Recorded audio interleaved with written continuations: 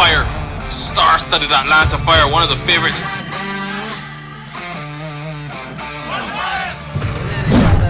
Man, indeed, but that one is smack.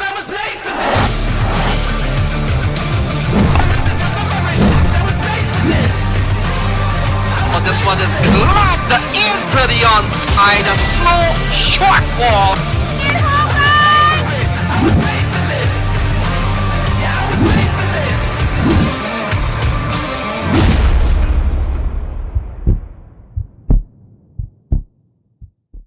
The annual Atlanta Open T20 tournament returns October 7th to 12th in Atlanta, Georgia. Presented by Atlanta Fire Cricket and Tarek Real Estate, 12 teams packed with the best domestic and international T20 talent will be on show. Catch live action on the MLC Network, Willow Cricket and T Sports.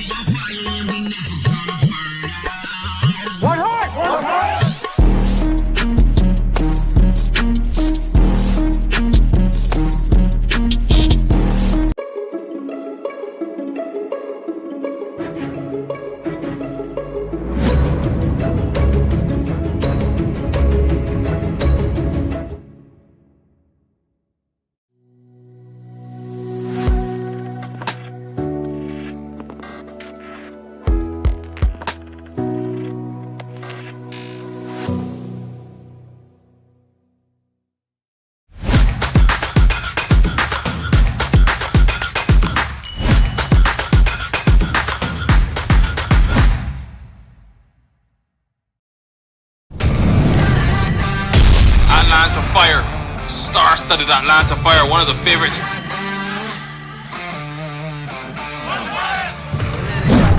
Man, indeed, but that one is smack.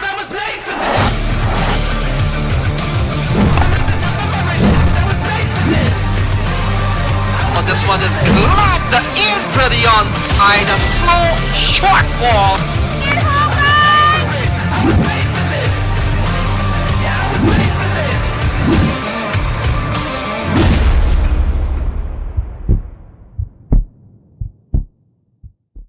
The annual Atlanta Open T20 tournament returns October 7th to 12th in Atlanta, Georgia.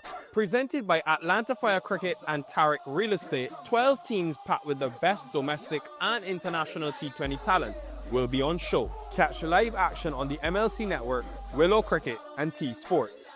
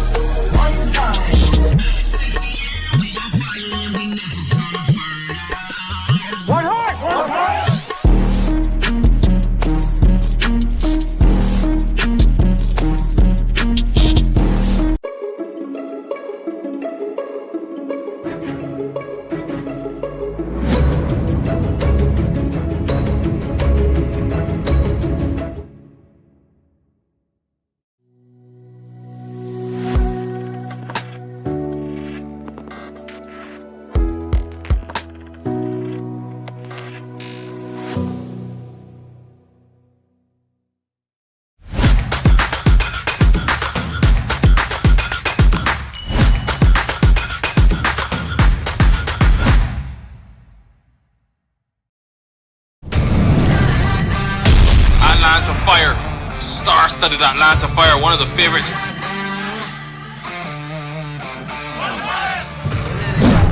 Man, indeed, but that one is smack.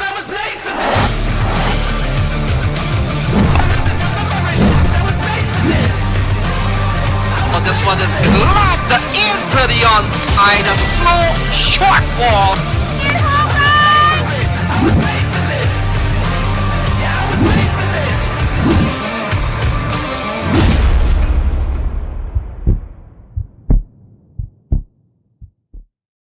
annual Atlanta Open T20 tournament returns October 7th to 12th in Atlanta, Georgia.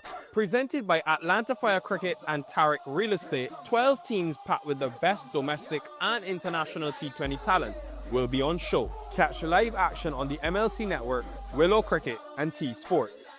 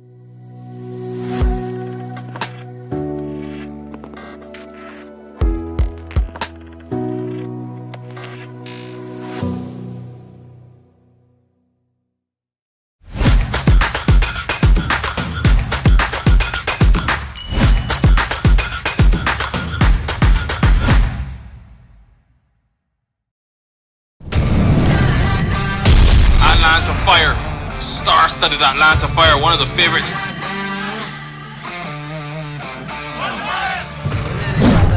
Man in deep, and that one is smack.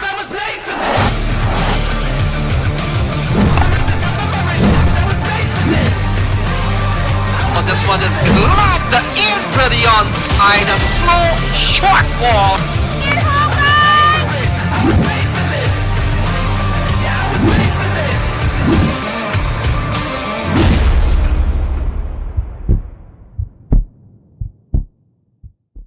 The annual Atlanta Open T20 tournament returns October 7th to 12th in Atlanta, Georgia.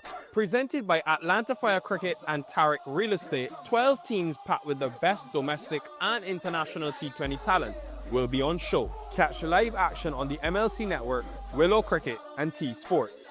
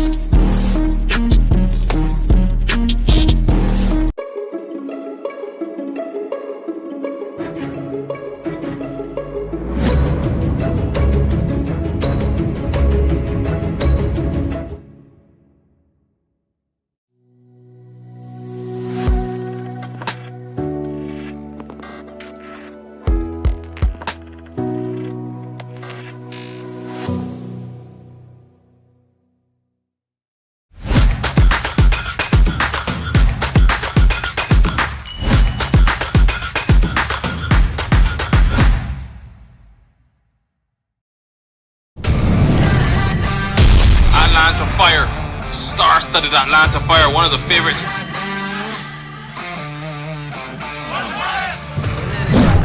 Man in deep, and that one is smack.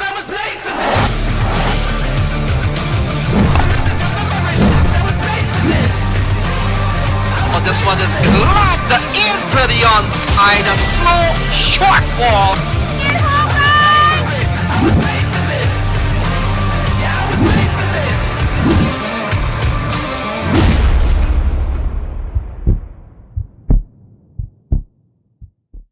The annual Atlanta Open T20 tournament returns October 7th to 12th in Atlanta, Georgia. Presented by Atlanta Fire Cricket and Tariq Real Estate, 12 teams packed with the best domestic and international T20 talent will be on show. Catch live action on the MLC Network, Willow Cricket and T Sports. Field5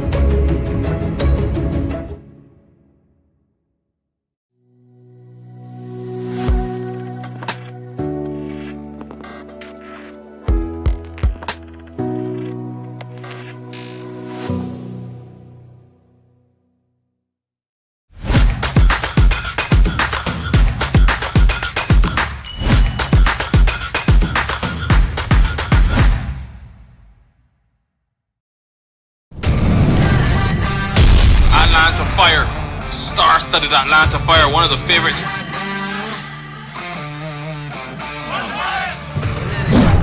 Man, and deep in that one is smack.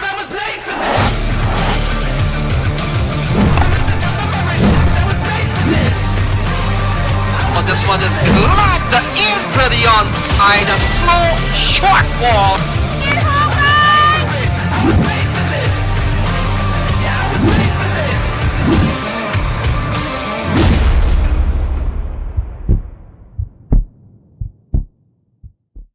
The annual Atlanta Open T20 tournament returns October 7th to 12th in Atlanta, Georgia. Presented by Atlanta Fire Cricket and Tarik Real Estate, 12 teams packed with the best domestic and international T20 talent will be on show. Catch live action on the MLC Network, Willow Cricket and T Sports.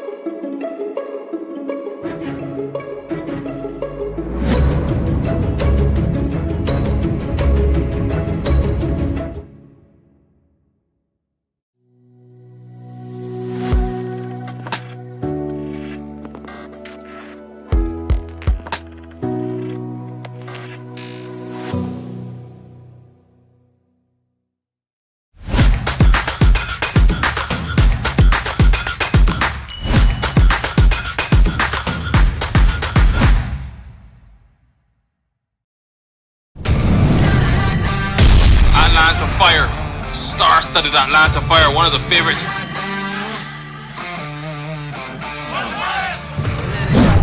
Man, and deep in that one is smack.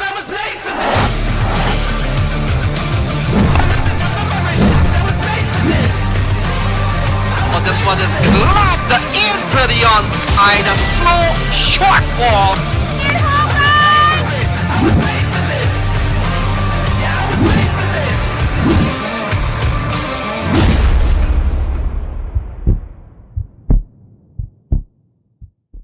The annual Atlanta Open T20 tournament returns October 7th to 12th in Atlanta, Georgia.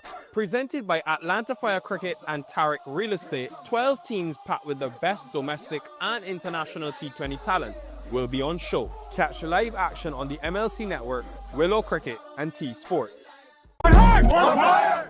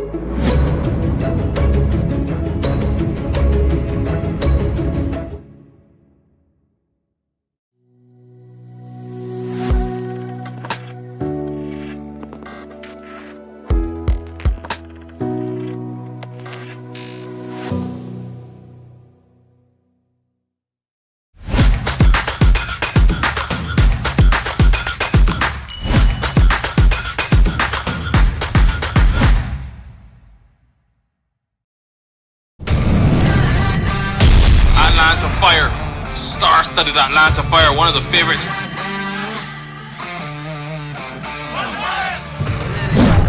Man, and deep, and that one is smack.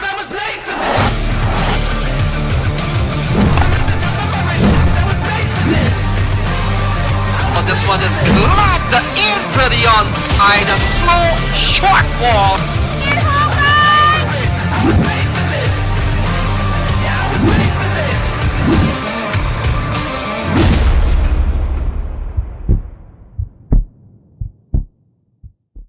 The annual Atlanta Open T20 tournament returns October 7th to 12th in Atlanta, Georgia.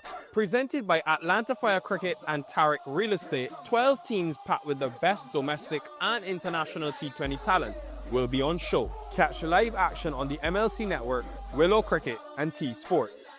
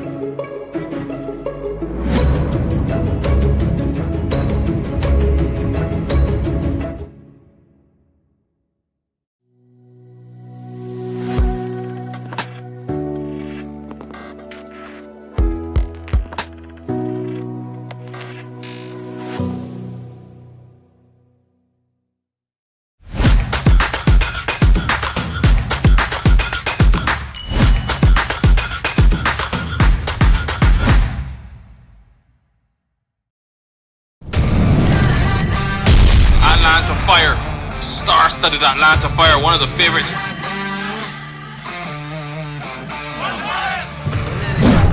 Man, and deep, and that one is smack.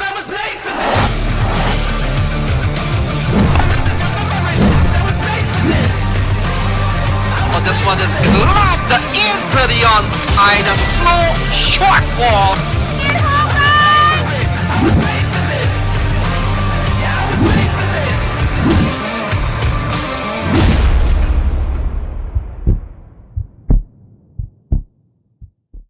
The annual Atlanta Open T20 tournament returns October 7th to 12th in Atlanta, Georgia.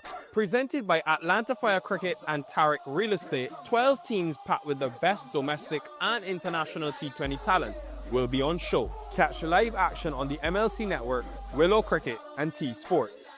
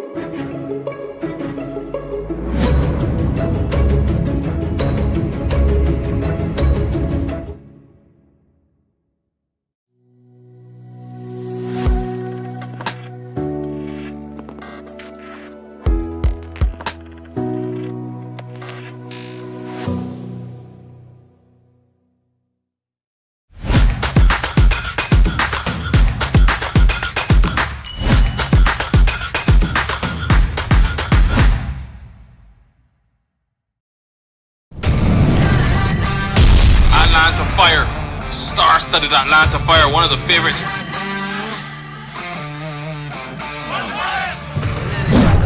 Man, and deep, and that one is smack.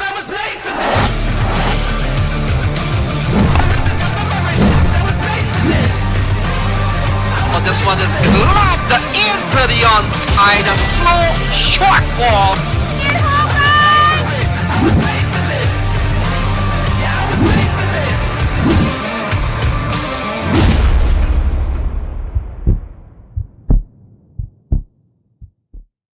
annual Atlanta Open T20 tournament returns October 7th to 12th in Atlanta, Georgia. Presented by Atlanta Fire Cricket and Tariq Real Estate, 12 teams packed with the best domestic and international T20 talent will be on show. Catch live action on the MLC Network, Willow Cricket and T Sports.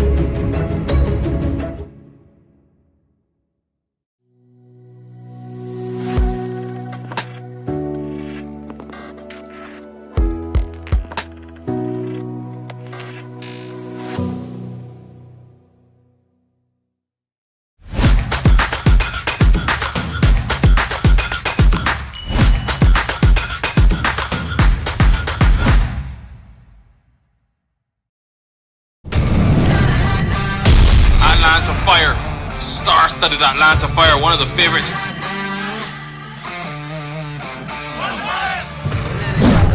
Man, indeed, but that one is smack.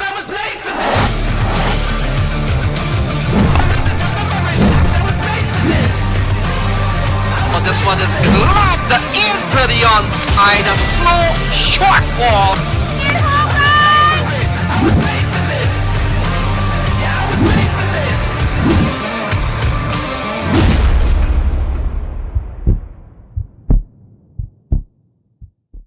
The annual Atlanta Open T20 tournament returns October 7th to 12th in Atlanta, Georgia. Presented by Atlanta Fire Cricket and Tariq Real Estate, 12 teams packed with the best domestic and international T20 talent will be on show. Catch live action on the MLC Network, Willow Cricket and T Sports.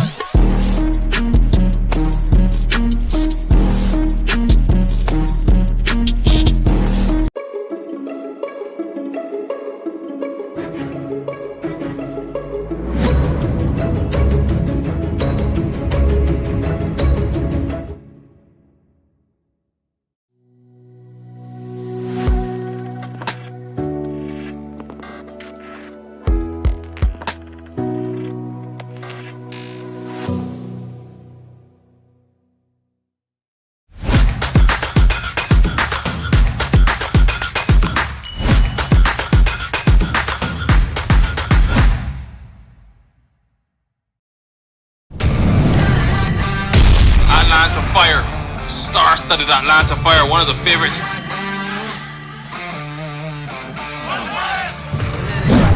Man, indeed, but that one is smack.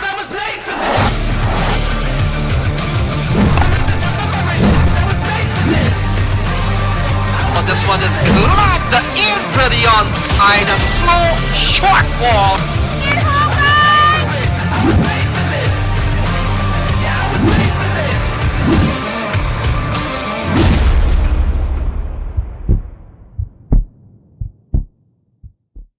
The annual Atlanta Open T20 tournament returns October 7th to 12th in Atlanta, Georgia. Presented by Atlanta Fire Cricket and Tariq Real Estate, 12 teams packed with the best domestic and international T20 talent will be on show. Catch live action on the MLC Network, Willow Cricket and T Sports. TLFIOE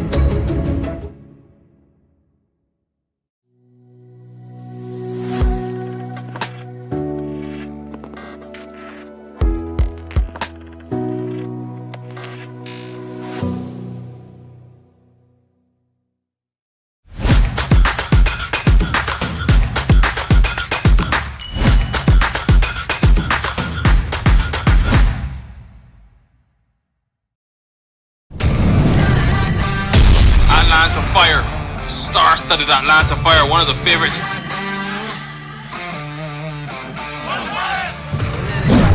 Man, and deeper than that one is smack.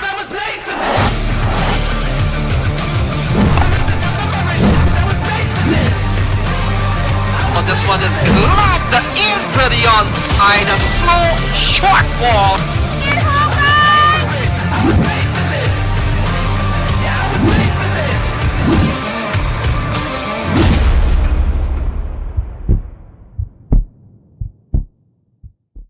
The annual Atlanta Open T20 tournament returns October 7th to 12th in Atlanta, Georgia. Presented by Atlanta Fire Cricket and Tarik Real Estate, 12 teams packed with the best domestic and international T20 talent will be on show. Catch live action on the MLC Network, Willow Cricket and T Sports.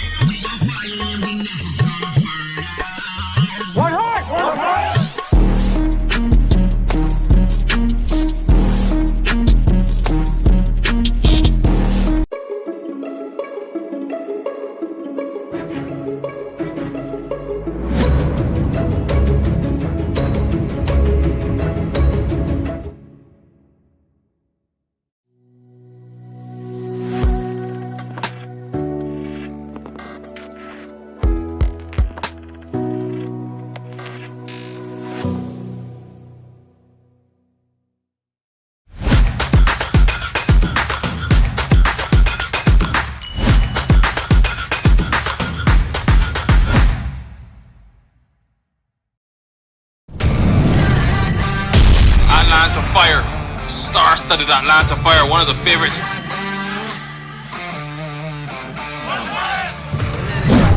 Man, and deeper than that one is smack.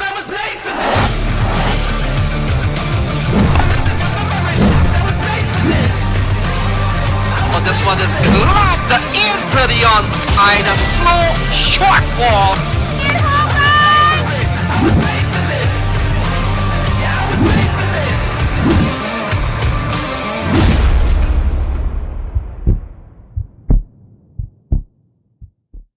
The annual Atlanta Open T20 tournament returns October 7th to 12th in Atlanta, Georgia.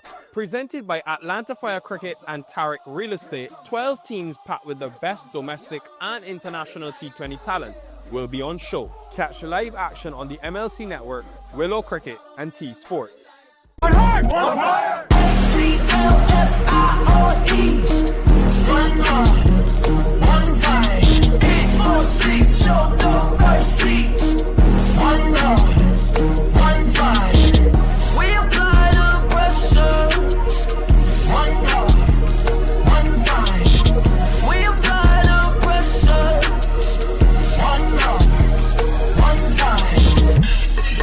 We gon' fire and we never fall.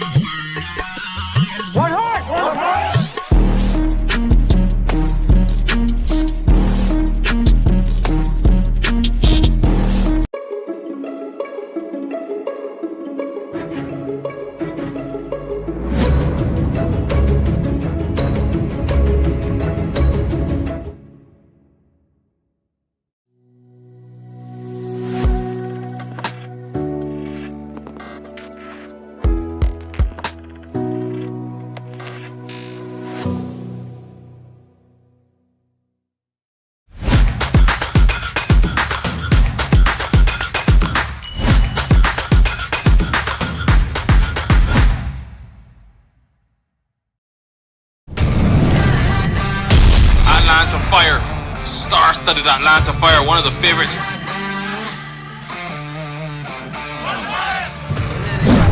Man, and deep in that one is smack.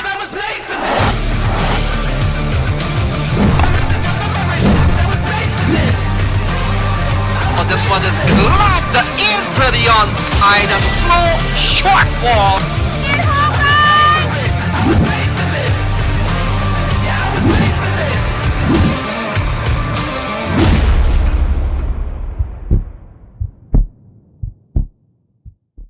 The annual Atlanta Open T20 tournament returns October 7th to 12th in Atlanta, Georgia.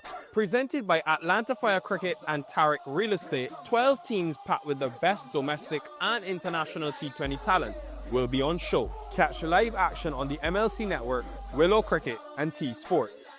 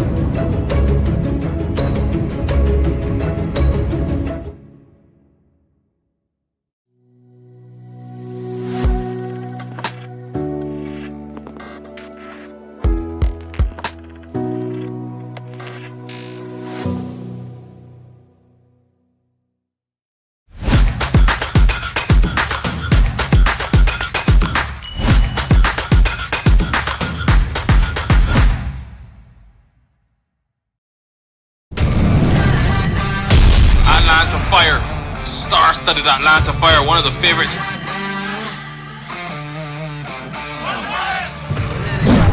Man, and deep in that one is smack.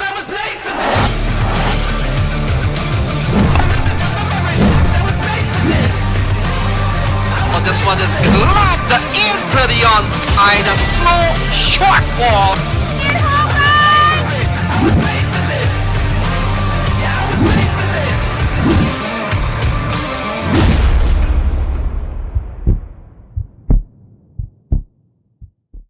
The annual Atlanta Open T20 tournament returns October 7th to 12th in Atlanta, Georgia.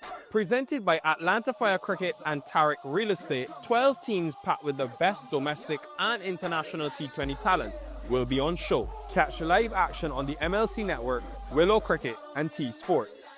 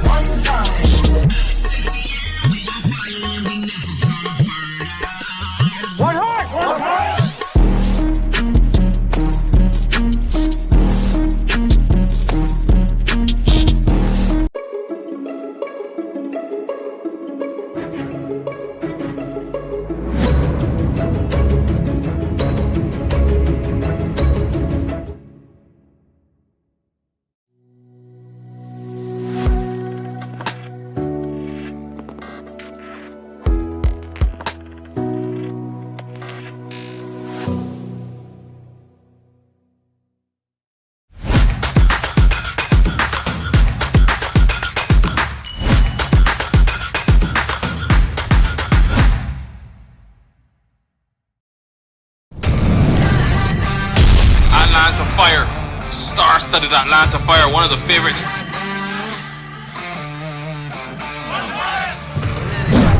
Man, and deep in that one is smack.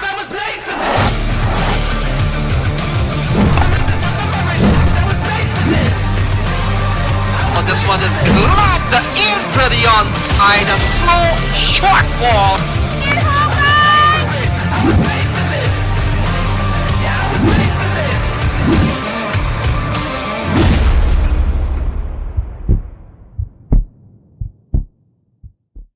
The annual Atlanta Open T20 tournament returns October 7th to 12th in Atlanta, Georgia.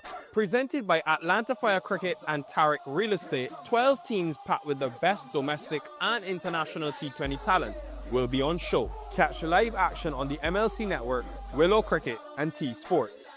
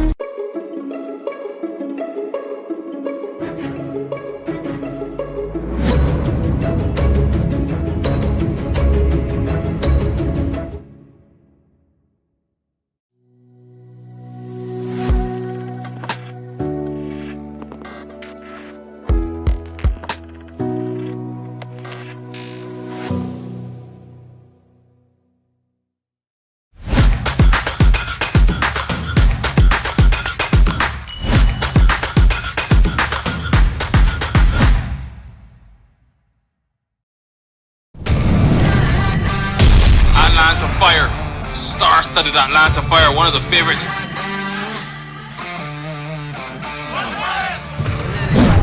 Man, and deep, and that one is smack.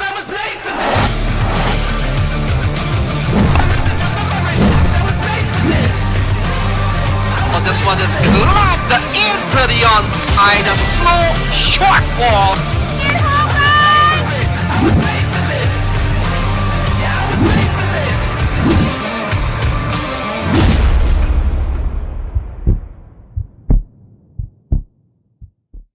The annual Atlanta Open T20 tournament returns October 7th to 12th in Atlanta, Georgia. Presented by Atlanta Fire Cricket and Tariq Real Estate, 12 teams packed with the best domestic and international T20 talent will be on show. Catch live action on the MLC Network, Willow Cricket and T Sports.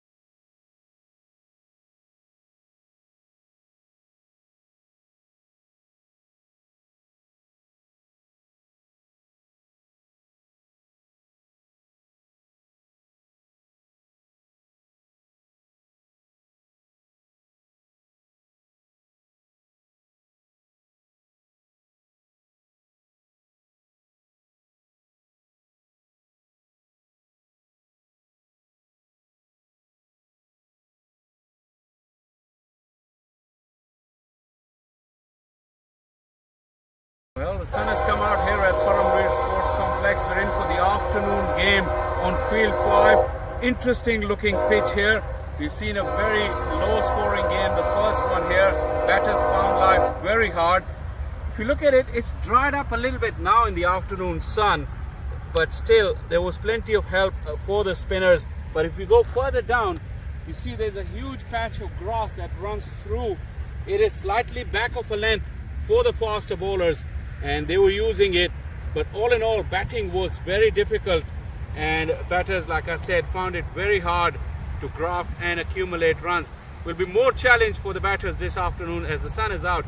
It started to crumble a little bit as well. So all in all, you got to be very, very patient as a batter, and you got to bring out your best game.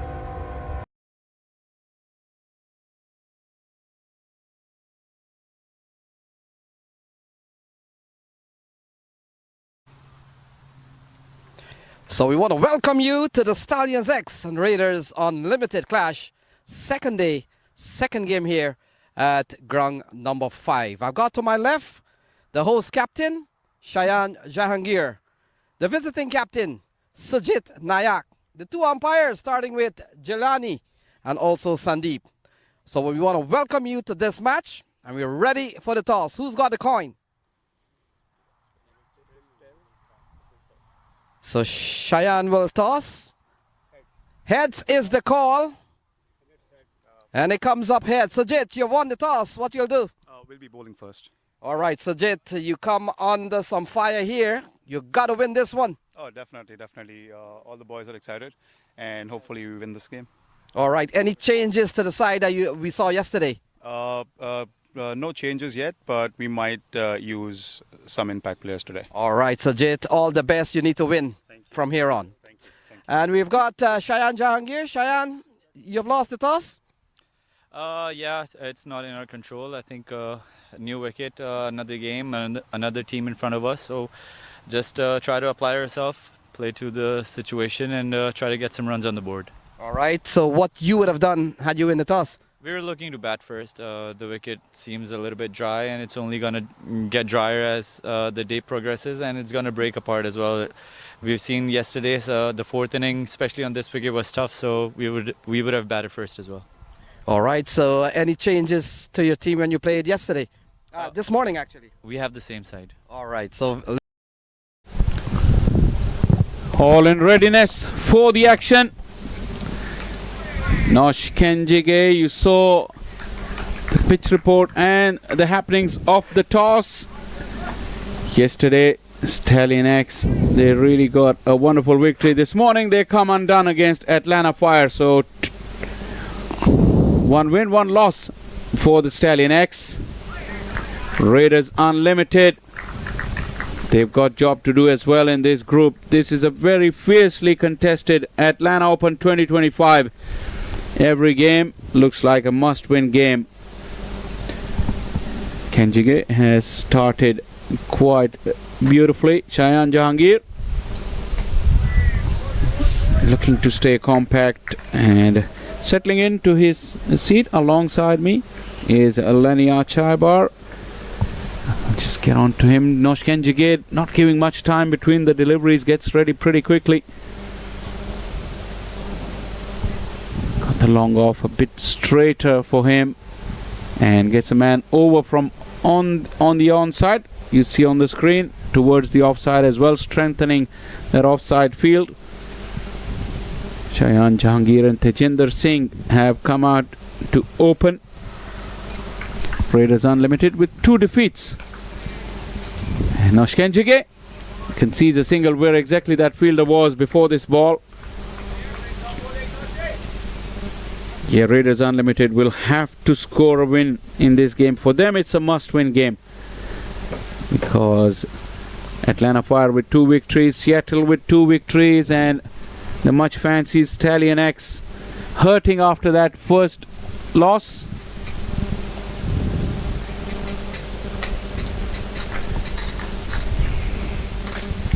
They will be looking to put things right and collect a couple of points before they head to their hotels for the day.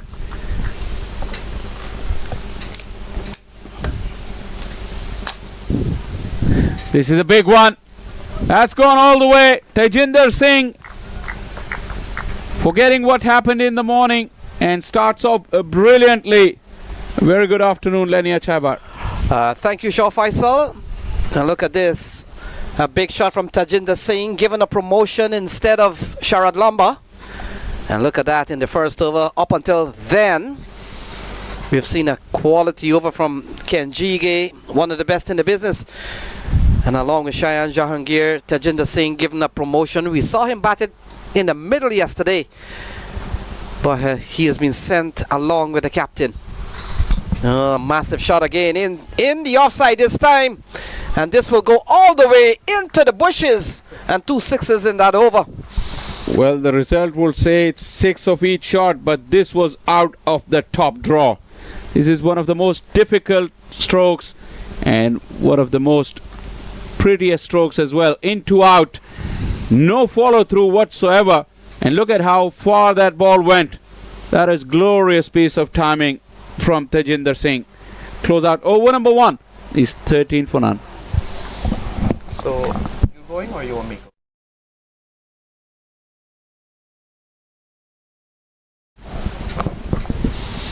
So Cornet Dry will come into the attack. And as we settle in here, let's recap what has happened. Stallions X was sent in by Raiders, and we talked about a must-win situation for the Raiders Unlimited. They've lost their opening 2 games. And you look at Stallions X, they've won 1, they've lost 1, went down to the Atlanta Fire not too long ago. Cornet Dry has been given the ball. So Shaw Faisal, Ken Jige on one end, Cornet Dry, who has made a name for himself in the USA, he has been given the ball. Well, let's see if Cornet Dry has any gifts to offer for Shayan Jahangir, because it's his birthday today. He's 33. The morning outing didn't quite go to plan, but what he has in the offing in this afternoon. So happy birthday to you, Shayan Jahangir. Wonderful cricketer. And the fact is, Shaw Faisal got a half century yesterday. Got a 55 against the Atlanta Force and got 10 not too long ago. So already with a half century, but let's see what happens on this his special day. Cornet Dry.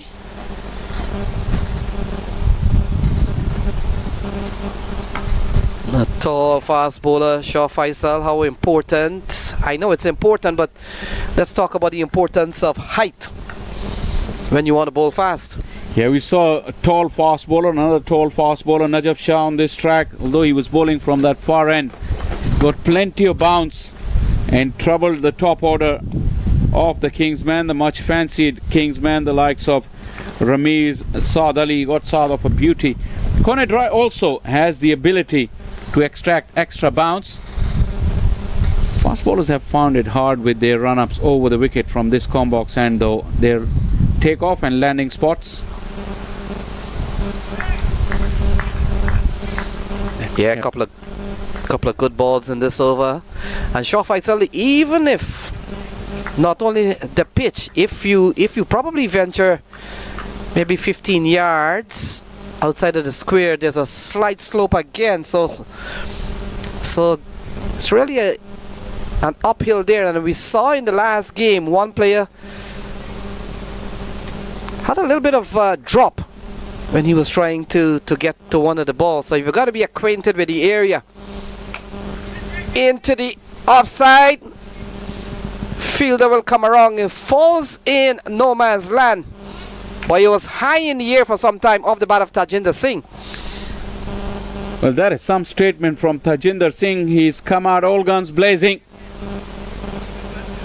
and he is not going to hold back. I think the word that I heard from some of the teams playing in this ground, they think you got to go hard with the new ball, because later on it becomes difficult. We saw in the first game 45 was scored in the first 5 overs, and that really proved the difference, because after that time onward, batting really become a struggle.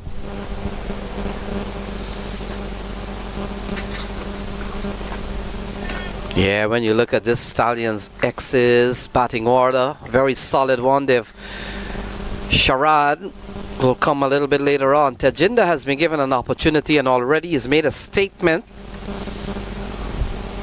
A couple of sixes in the last over. He's not afraid to go after corner dry, realizing that there's only two men outside. One at square leg and the other one at third man. And Shaw Faisal will watch for that popular occurrence where the batter will find one of two men outside of the ring. Oh, inside edge, dragged on, and Shayan Jahangir goes for two. Well, he was looking to be proactive, walked right across his stump to create that stroke onto the onside. Undone once again by the double pace nature, and you feel he was early into the shot, an inside edge.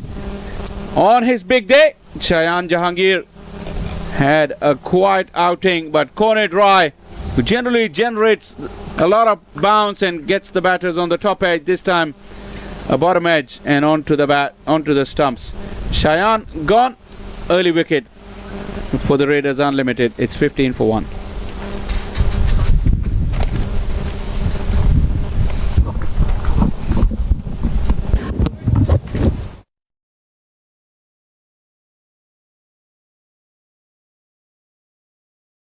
Comes to the middle. Got a duck yesterday, Shaw Faisal. In fact, got a duck against the Atlanta Fire. And he comes out here 15 for 1. We've seen a strike early here for corner dry. He's got a collection of ducks now from this Paramveer Sports Complex. Must be hurting his ego. He's an international. Played the 50 over World Cup, T20 World Cup for Pakistan. He's unorthodox. Watch out for some of his unorthodox strokes. Yeah, he takes one down. That completes a very good over from corner dry. 3 off the over. Picked up the wicket of Cheyenne. And so 2 gone. They're batting first. Stallions X 16 for 1.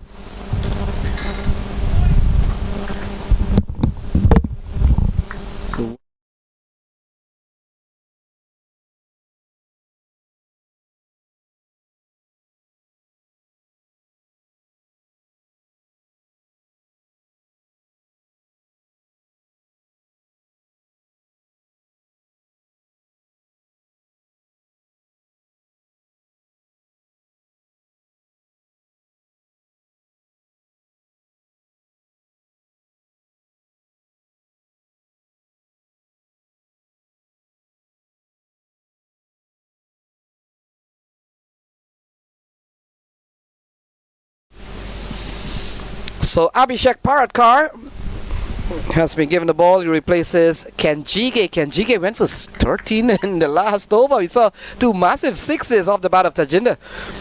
Considering that, 2 left-arm spinners in the earlier game, Hassan went for 8 of his 4 and Harmeet went for 11 of his 4. Kenjige got battered that strike rate in only 1 over. 13,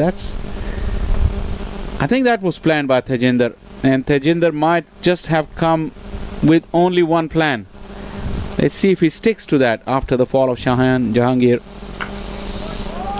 It's the ball defended here by Usman Khan. We talked about the lean patch by Usman Khan in couple days of competition, Shaw Faisal, but you made a point, a little bit unorthodox but very effective.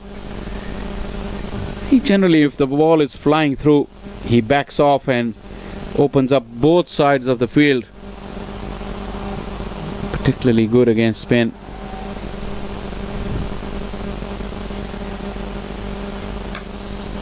Now we talked about Raiders Unlimited. We'll have to salvage some bit of pride and try to make this trip here in Atlanta in 2025 a meaningful one.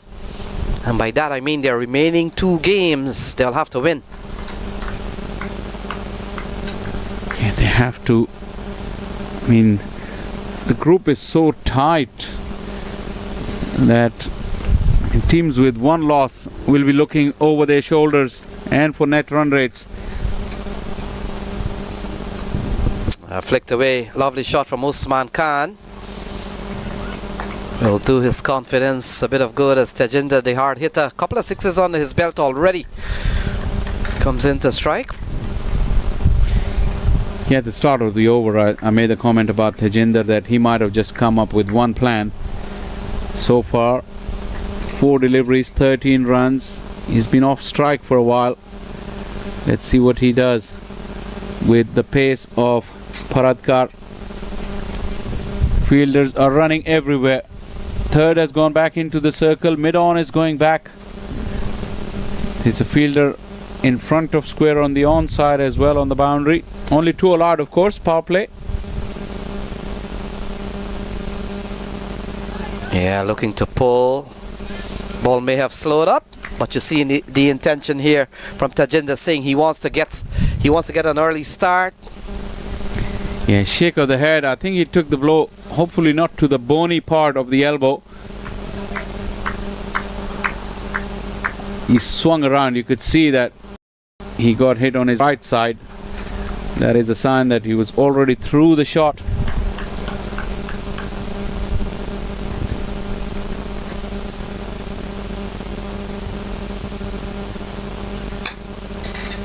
Into the offside, over the head of the fielder. And he may have gotten hands to it, but the ball goes away for 4. I think it burst through his hands. Tejinder was not going to come behind that ball. He backed away, cleared the front leg to open up that offside. Yeah, just little tip of the fingers. Heath Richards, probably one of the tallest boys on the park. If anyone had a chance, it would have been him. It was only him because of his height. He was able to put some fingertips onto it. But 4 runs, Tejinder is making valiant contribution up top. A more commanding one over the head of Keith Richards by some distance and gone for his 3rd maximum. Yeah, he got under it on that occasion. That little bottom hand coming into play to lift it over and get more elevation.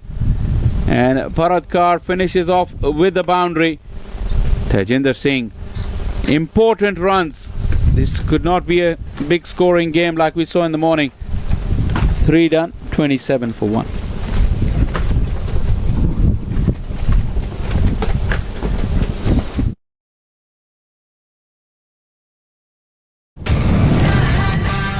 Atlanta Fire, star-studded Atlanta Fire, one of the favorites.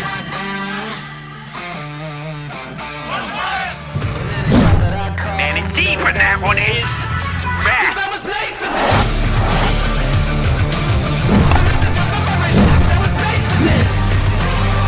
Oh, this one is lobbed into the onside, a slow, short ball.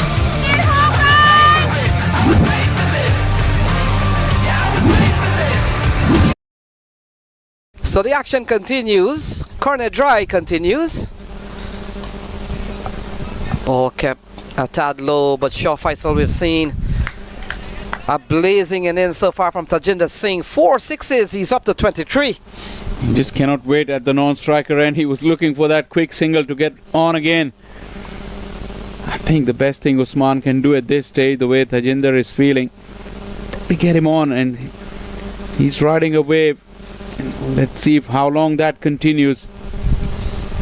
The difference of a few overs of Tejinder Singh, it keeps going in this vein, could mean a significant contribution in terms of runs.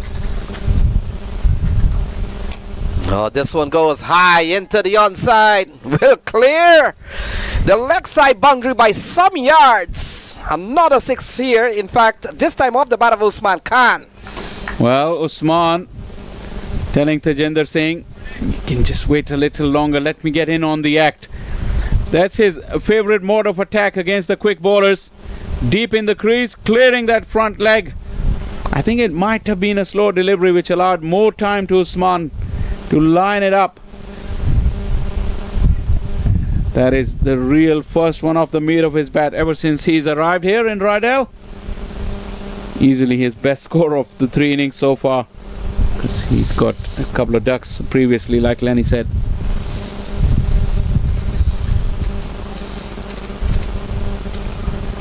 Oh, Flicked away. Lovely shot using the pair. Oh, fielder comes in.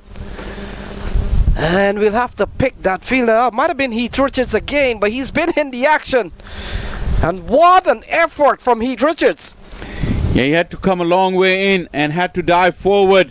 Usman was going to do that again to Kone Dry. This time Kone followed him slightly forward, so he couldn't get underneath. He made good ground, Heath Richards, but couldn't keep hold of the ball as he hit the turf. 10 out of 10 for the effort though. And now Tajinder is back on strike. Challenge, he keep coming back at Kone Dry. Long on is coming back, so long on and deep square leg are the two sweepers. Yeah, we've seen 7 in this over so far. Corner Dry has picked up 1. Got a wicket of Cheyenne. Yeah. Making room to access the offside. And the ball goes through to Unmuk Chan. That was expected. Tajinder looking to open up the offside. It was a quick delivery from Corner Dry. Have a look at that. And look at the bounce as well. Unmuk Chan collecting it right in front of his face, fingers pointing up. Fast bowlers on a pitch like this, if spinners are making it talk, if you can bowl quick, well, I'd rather be doing that. Oh, uppercut into the offside, could go all the way. And we'll wait and see. Might have dropped inside the ropes. And umpire Sandeep goes downstairs. 4 runs off the bat of Tajinder Singh, and he picks up another boundary. Yeah, Kone Dry once again going for that short stuff. Probably Tajinder was expecting it. This is where at times Kone Dry has come up short when the batters attack him.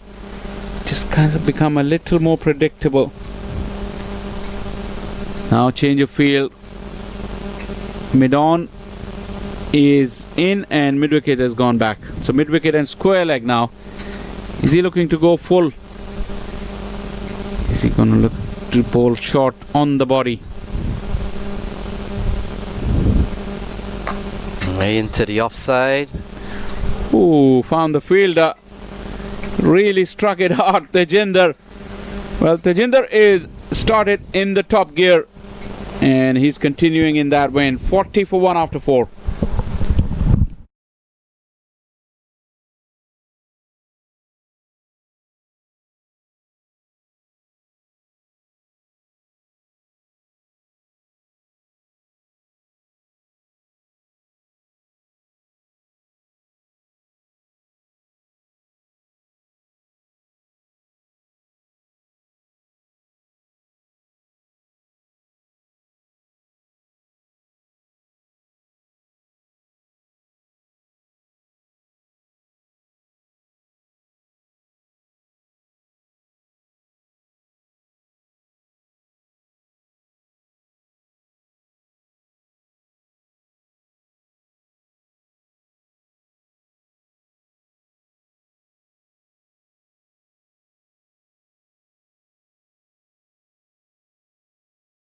Kenjige. Well, this is a good battle. Usman is good against spin, but these conditions are very difficult. Now the slip has come out. Usman's got a good pull shot, a good sweep against the spin, and a good cut shot as well.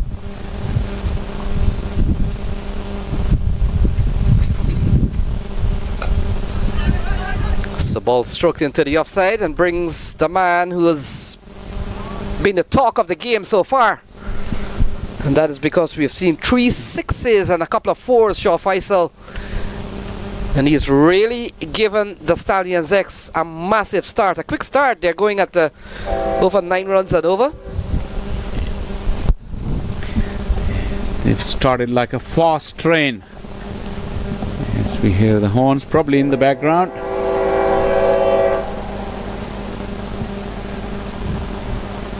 Just a little bit of a discrepancy in the score bar. Tajinder goes big. This one gets held up in the pitch. I don't remember a 2 being scored in this over. Lenny, that second ball that shows 2 runs. Just the one single so far of this over.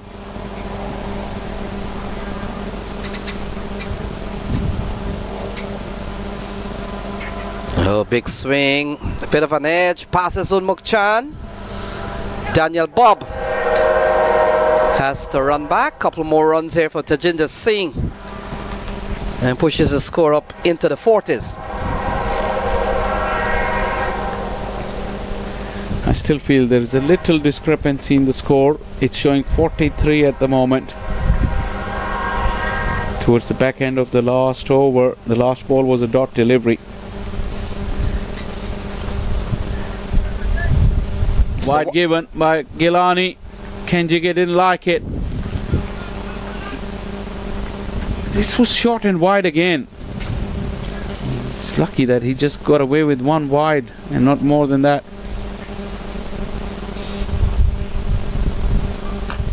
Yeah, hammered into the hands of corner dry, and Kenjige picks up the important wicket of Tajinder Singh. Well, that flurry, Tajinder Singh wasn't going to hold back. He came out with one plan, and it was good whilst it lasted.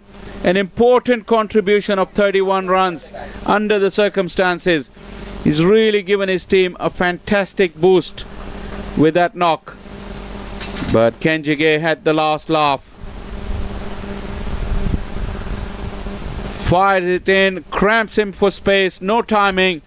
Say pair of hands, corner dry. And Stallion X has lost their second wicket. They're now 44 for 2.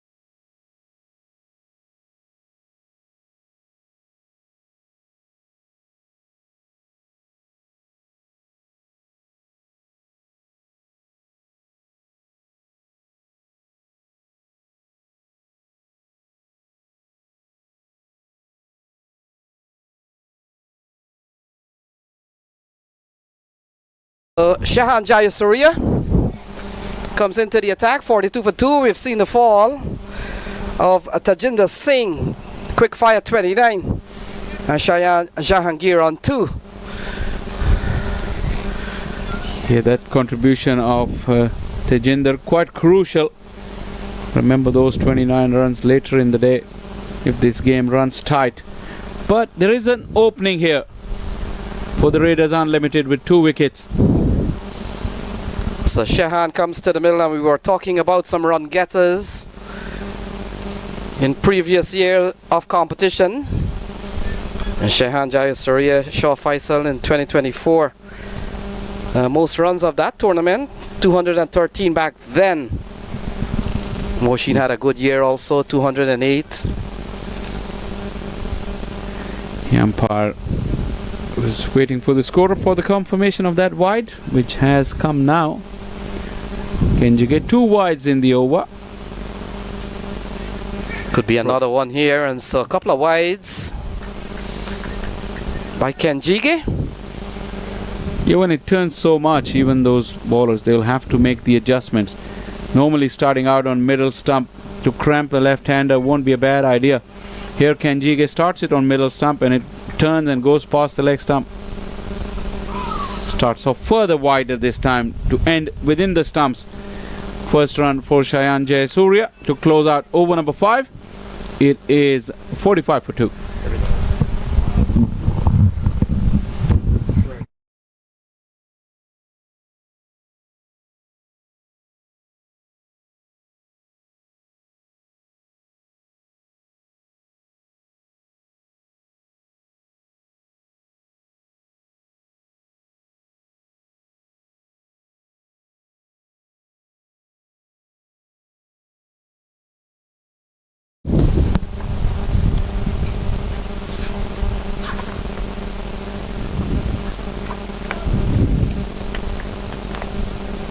Is that my bottle of water? I think so, because this is mine. Make sure. So 45 for the loss of 2. And Parrot Car, it appears Shaw Faisal has switched end, replaces Cornet Dry. And we'll come into bowl to Shahan Jayasuriya, who's just come to the crease at the fall of Tajinder Singh. And playing a miss, a brilliant start. They're asking, and umpire Sandeep says not out. There was a big appeal. Parrot Car didn't even look back until he got to the other end. Turned around to see Sandeep wasn't moving. Good start there. Parrot Car and Shan Jayasuriya, normally a free-flowing batter, finding it hard here, like most batters have. There's a clear daylight between the bat and the ball on that occasion. Nothing much from Unmukh Chand initially until he saw Parrot Car go up. Yeah, taking a painful blow, I'm pretty sure, of the bowling of Parrot Car. So Shahan, a massive nasty blow on the arm, on the finger. It would have been even more painful if that ball had hit the stumps direct, because then he would have had to pick up his stuff and walk off. At least he is in the middle, still fighting it out. In fact, he didn't even go for that run. He went back, and it would have been Usman Khan who would have walked back. So that has summoned the medical staff. And Shaw Faisal with your local games, and sometimes these tournaments you've got to improvise with your own bit of personnel to come and fix you up at times. Exactly, and look at the smiles from Unmukh Chand. I mean, what kind of message it will give to the batters of Raiders Unlimited as well. I mean, for now they'll be happy to see that ball jumping up and down when they're in the field. But the same strip and same challenges when they come out to bat. Like we saw in the first game, Kingsman, 142 on the face of it didn't look big, but when they came out to chase, it was hard to find even a run at times. The batters really struggling. So runs on the board definitely key on this strip, and 45 of them so far for the Stallions X. Good banter between the two teams, quite friendly. A lot of these players, they play a lot of cricket together at times as well, so the camaraderie is still there. Yeah, you're right on that. And what has really become popular in these days of franchise cricket, Shaw Faisal, you play one day with, and then tomorrow you're playing again. So you've got to, in my estimation, you've got to maintain a good relations, because nothing to get too upset about, because tomorrow he'll be your teammates somewhere along the line. So you're trying to say don't make any enemies.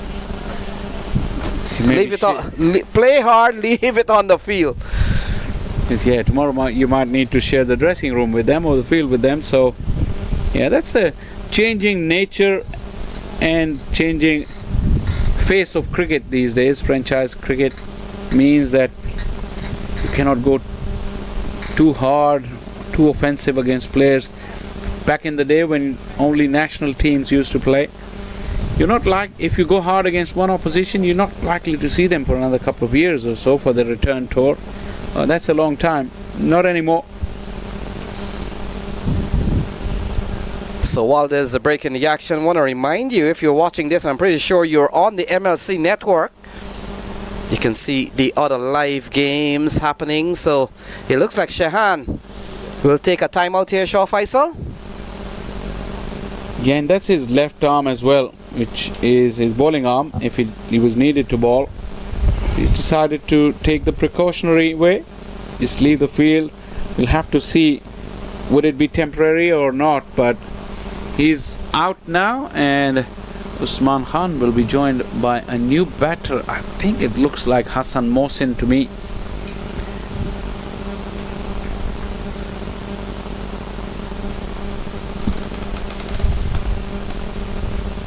Could be Usman Khalid. Well, no, Usman Khan is out there already, so The shirt numbers could be misleading at times. It's not Hassan Mohsin, that's for sure. Apologies for that.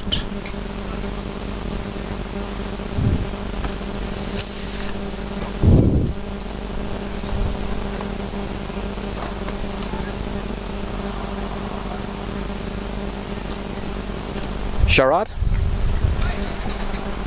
You see a band on his right hand. That is Sharad Lumba's identification for me, I think. Looks Yeah, like good him. chance it's him because he hasn't come at the top of the That's order, Sharad so Lumba. Yep. and I think they're still trying to retire Hurt. It's not one of the things you do so much on cricket clubs, so Shaw Faisal, when the opportunity comes, you're scampering to figure. But I know on cricket clubs you go to actions and there's a tab that you say you can retire him, retire Hurt, retire him out. And retire out would be the ones, and sometimes you're playing these friendly games and you just want to retire a batsman because he made 50 or he made X amount of runs, but as in this case you want to send him out because Shahan Jayasuriya has retired Hurt. Sharad Lumba got that correct, and so 3 dot balls in this over from Parrot Carr. Oh, big shot into the onside and gone for a maximum. Well, it needed to come. Sharad Lumba starts off in an attacking fashion. Parrot Carr slightly shorter, little puff of dust, but Lumba advances down and puts him away. 50 brought up. That is a good start for the skipper. Yeah, lovely shot again. Apologies, in fact Shayan is the skipper. Sharad Lumba has led teams in the past, but not this one for this year's championship. Yeah, we've seen a very good start from him. Shaw Faisal, he's a top class player. Already just taking one ball to get adjust to the pitch, and then the second ball, a big shot into the onside. And now corner dry goes to the exact region in which he had cleared the ropes. Well, And back away and find a boundary through the offside. That is what Sharad may be thinking. well, Daniel Bob came in from the third man area, so we've got 2 men riding on the onside, one backward square, Heath Richards, and now corner dry goes up towards a mid-wicket position. A couple of balls remaining here for Parrot Carr. They're up to 51, as you can see. A little bit of sound. I don't think it carried to the wicket keeper. One more chance, scrambling, diving forward. And Parrot Carr looking to follow Sharad Lumba. Cramped him for space. Little glove. Did it carry and he dropped it? I think it did carry. Oh, Unmukh Chand. How crucial or how costly could that be?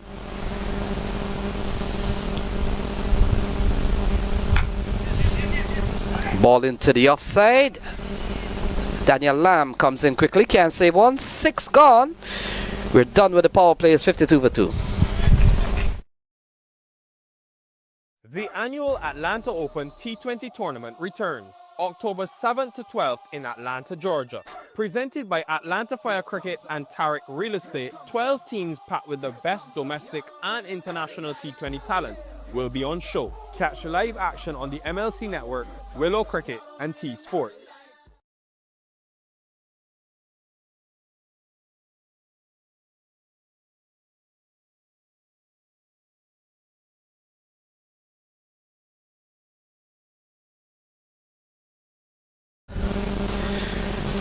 So another bowling change. Bowler number 4 to be used. Daniel Bob has been given the ball. Shaw Faisal, and he comes in here with Sharad Lumba. we have already seen a big one from him. He joins Usman Khan.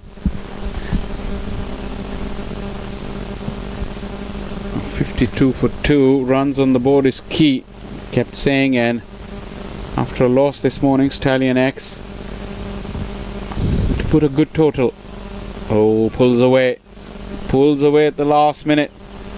Was Unmik Chan saying something to Sharad Lamba?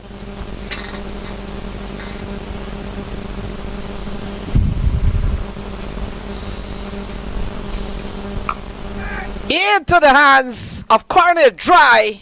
Fast, straight, accepted. Lamba is gone.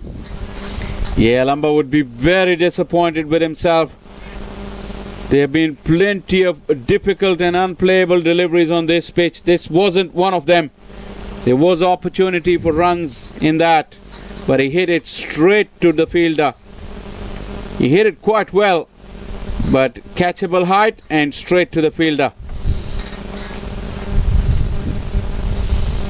Looking for that boundary, but finds corner dry. Lamba 1-6 and out, and 3 down now for the Stallions. 52 on the board.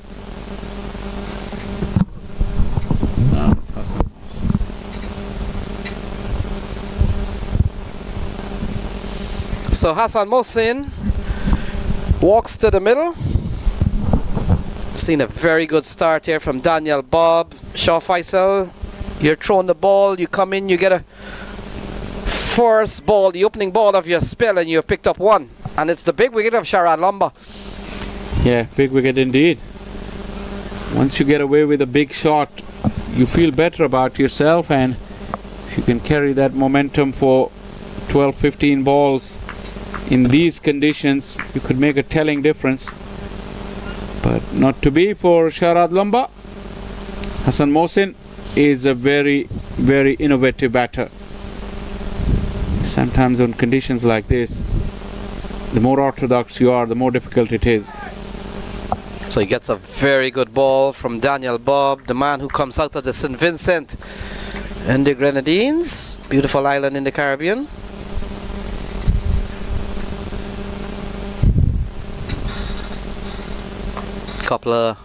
Few test cricketers from that island. Shah Faisal, let's see how many you know.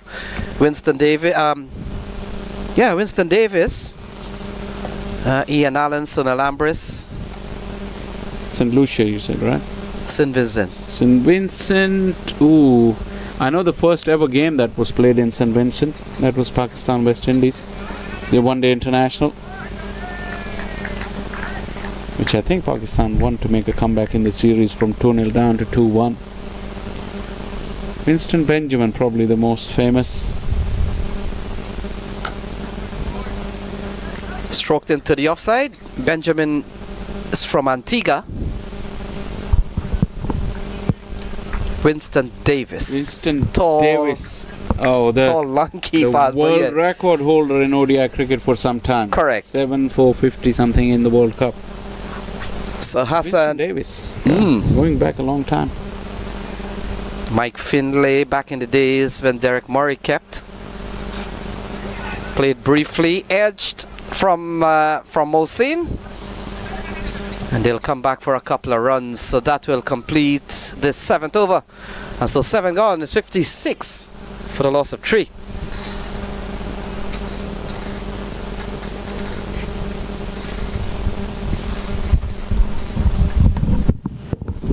Two on the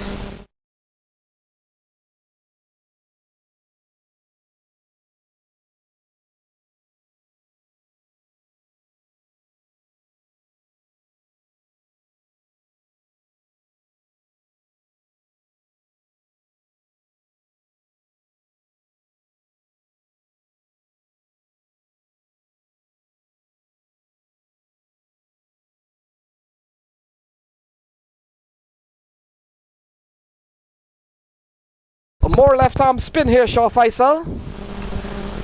And teams are carrying them in bundles. Sujit Nayak, the captain, comes in to the bowling fray. He was loosening up in the last over, and we've seen left arm spin has been mighty effective today, at least here in Field 5 of Paramveer.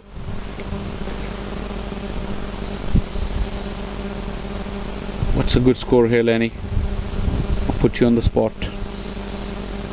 135, 140. I'm being realistic. Ooh, 140. Stallions X will be very happy with that. 125 on the low end, 140 if we can have a big middle order production. Yeah, a couple of good balls here from Sujit Nayak, getting the ball to bounce and turn. And Shah Faisal, I think sometimes commentators can make very good tactician, because if I were to captain this game, I'll put 2 slips in now. And that is because we've seen so much. We've seen so much on that end, and we've seen so much of left arm spin, and we know where the ball has fallen. Yeah, our observations are way more than these players. Probably they won't have seen much of that game in the morning. They'll be just relying on verbal informations, but we've seen every ball deliver, and that slip is quite wide as well. So Jit Naik, being the skipper himself, will rue the fact if anything goes between Unmukt and that fielder in the slips. It's ringing the changes, but not the one that you suggested, Lenny. Yeah, a lot of defensive changing. He's trying to protect the singles. Now he's moved the player around from the deep area. Bob has come a little bit straighter. In fact, Bob has come from the offside. Look at that, very improvised. And a couple of runs there for Hassan Mohsin. In fact, he gets 4, and that's a well executed shot. Yeah, Hassan Mohsin will have his own bag of tricks.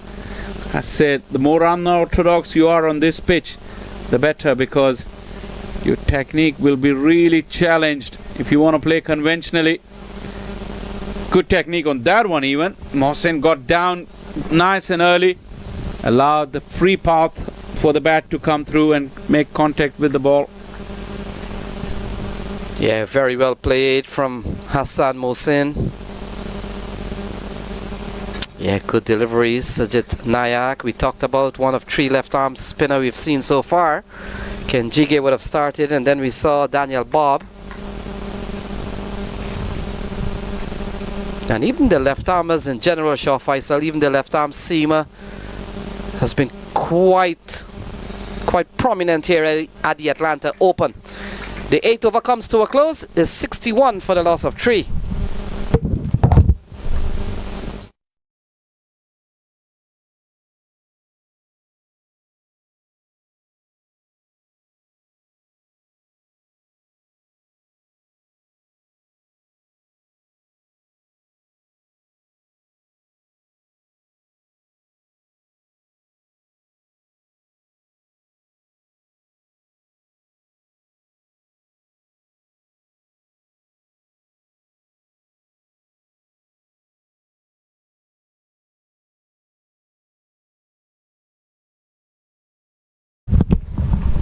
Cut away by Usman Khan.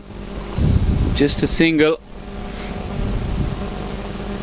Double the score here for the Stallions, and they get up to 124, which could still represent a very challenging total on this pitch. I don't think there's anything to do with early morning moisture or toss here, because I don't think it's going to get any better. This pitch is going to remain the same at best, if not get worse. It's a big appeal, Nado says the umpire. And the fact is, Shah Faisal, they've got a lot of overs still to come. We're just in the 9th. Take a look at this one from Daniel Bob. Big appeal.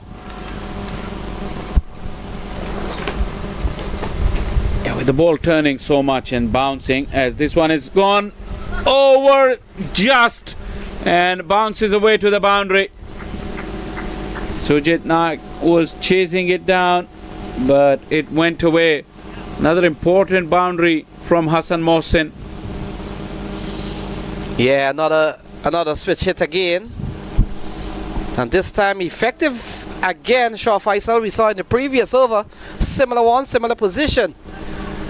Now the field is moved. That fielder has come at backward point on the boundary. So literally when he gets into position, he's playing with the spin because he almost becomes a left-hander.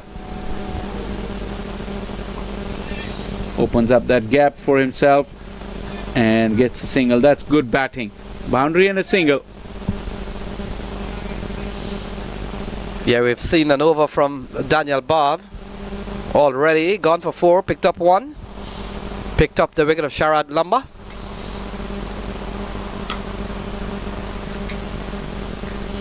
This over's gone for 7. Too short and allowed Usman to rotate.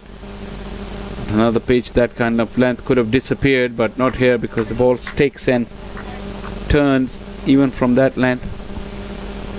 But Hassan Mohsin has made an impact. 9 of 12. We've seen very few batters on this pitch today scoring at more than 100 strike rate. Into the offside. This time conventional, and that's a lovely cover drive for 4. Yeah, playing the field now, Hassan Mohsin. That sweeper had come behind square and he'd carved it away in front of square to the right of that sweeper. That ball rolls away. No chance. 2 boundaries in the over. Brilliant proactive batting from Hassan Mohsin. 9 done, 72 for 3. So they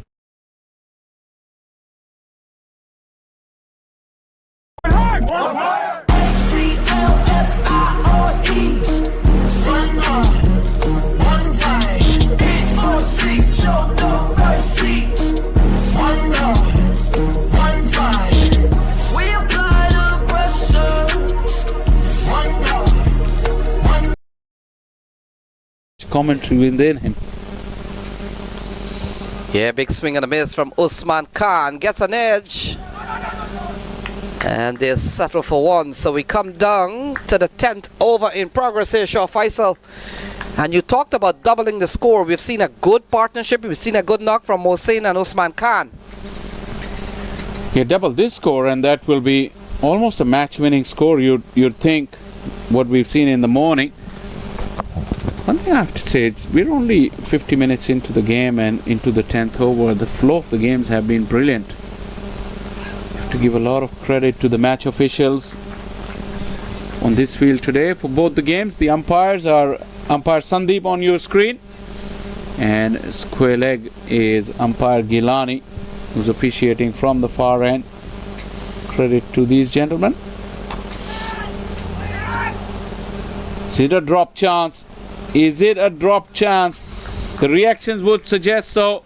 It was a low full toss, thumped in the air, and it looks like it did carry to that fielder in the covers. It's a little flick of the bottom hand. Yes, indeed it did.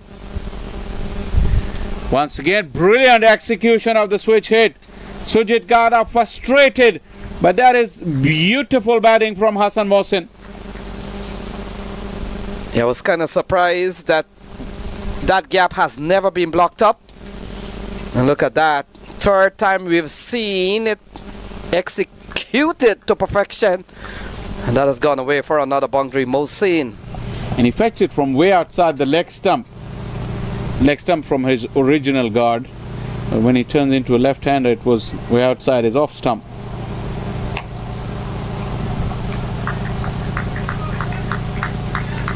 Couldn't get the single after the boundary this time around.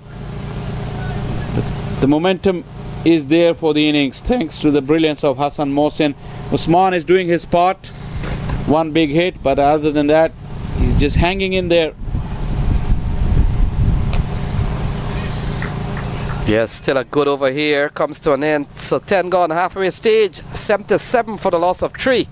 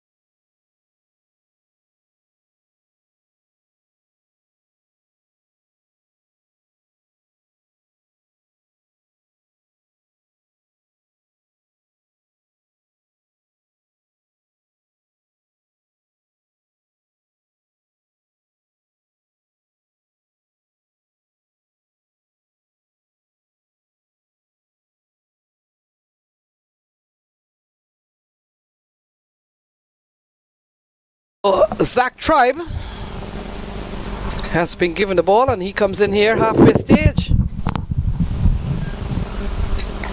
And the short ball picks up a wicket. Usman Khan goes for 15, 77 for 4. Well, that is a very soft dismissal. Same was the case with Sharad Lamba. This pitch has produced many impossible, implayable deliveries, and this one wasn't one of them. Usman got underneath it, got the top edge, and walking back dejectedly.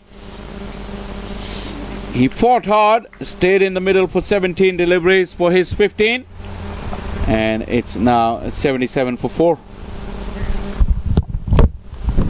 Shehan is coming back.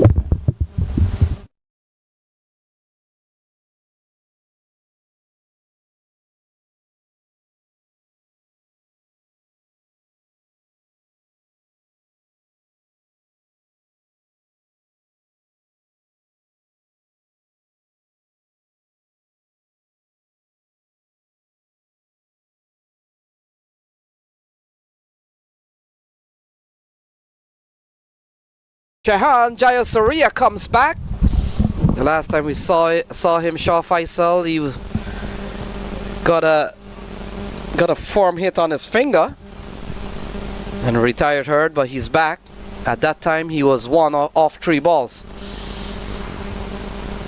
He will resume, and on the back of a bit of a partnership there, the situation had improved a little bit for the Stallions X.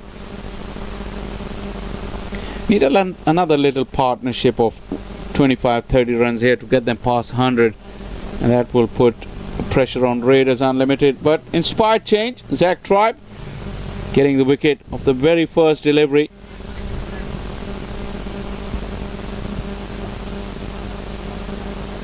Yeah, we talked about the influx of players globally that has come to this event from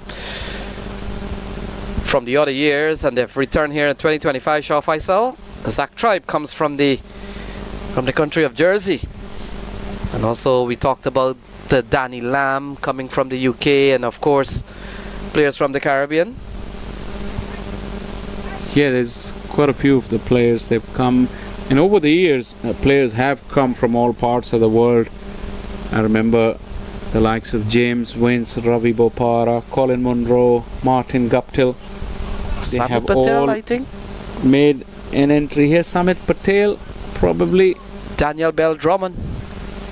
Yeah, he was the one as well. And so quite a few players have come here and graced the Atlanta Open over the years. Good take from Unmukt Chand, really moving across very swiftly. Must have been blinded by the batter. Not easy to do that against someone like Hassan Mohsin who moves around in the crease, makes it difficult for the keeper. Well, guided away, could pick up a couple of runs here. Fielder comes in quite quickly, they'll stay for 1. Yeah, Shah Faisal, he's played a good hand. Hassan Mohsin. You talked about partnership a few moments ago. We've seen a couple of big ones, 29 between Usman Khan and Tajinder Singh. And we also saw 20+ one between Hassan Mohsin and the man that departed, Usman Khan, not too long ago.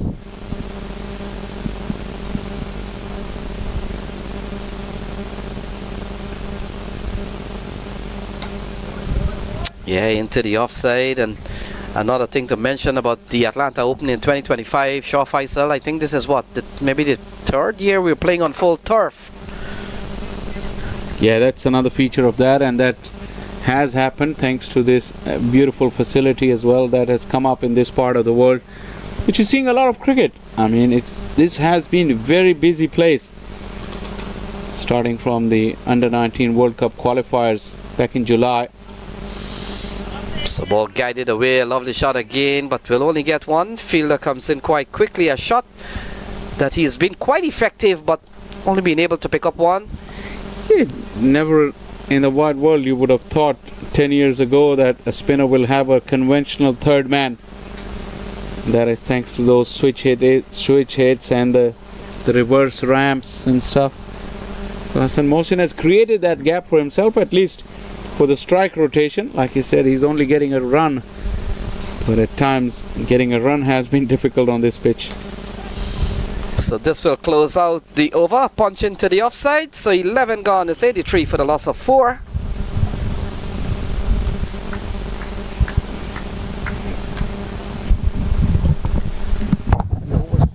You see?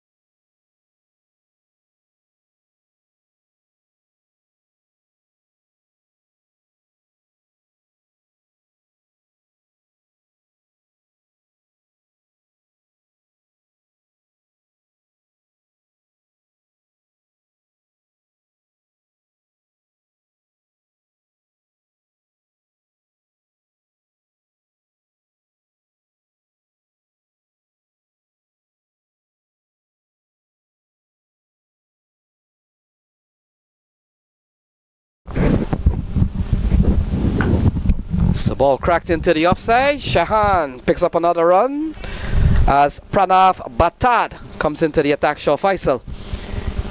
Yeah, that'll be interesting. Runs at a premium and put a youngster in the spotlight against two very good players. One of them pretty settled on the crease, Hassan Mohsin. And Shanjay Surya resuming. He's also faced 7 deliveries, so well, we got an uninvited guest inside the field of play. And Jash Patel has got into action immediately. And somebody lost their way. Action resumes.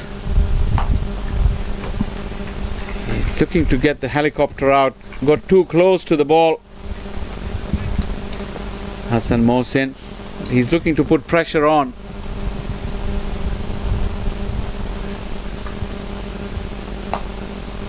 It's gone straight and a long way. Go fetch that. Hassan Mohsin, after hitting a few boundaries, has got his first maximum. That is a great piece of batting from Hassan. Yeah, lovely shot again. You made mention of his first 6, coupled with 4 so far. And he's playing a very good hand. Look at that. He's up to 28 from just 19 balls. A big strike down the ground.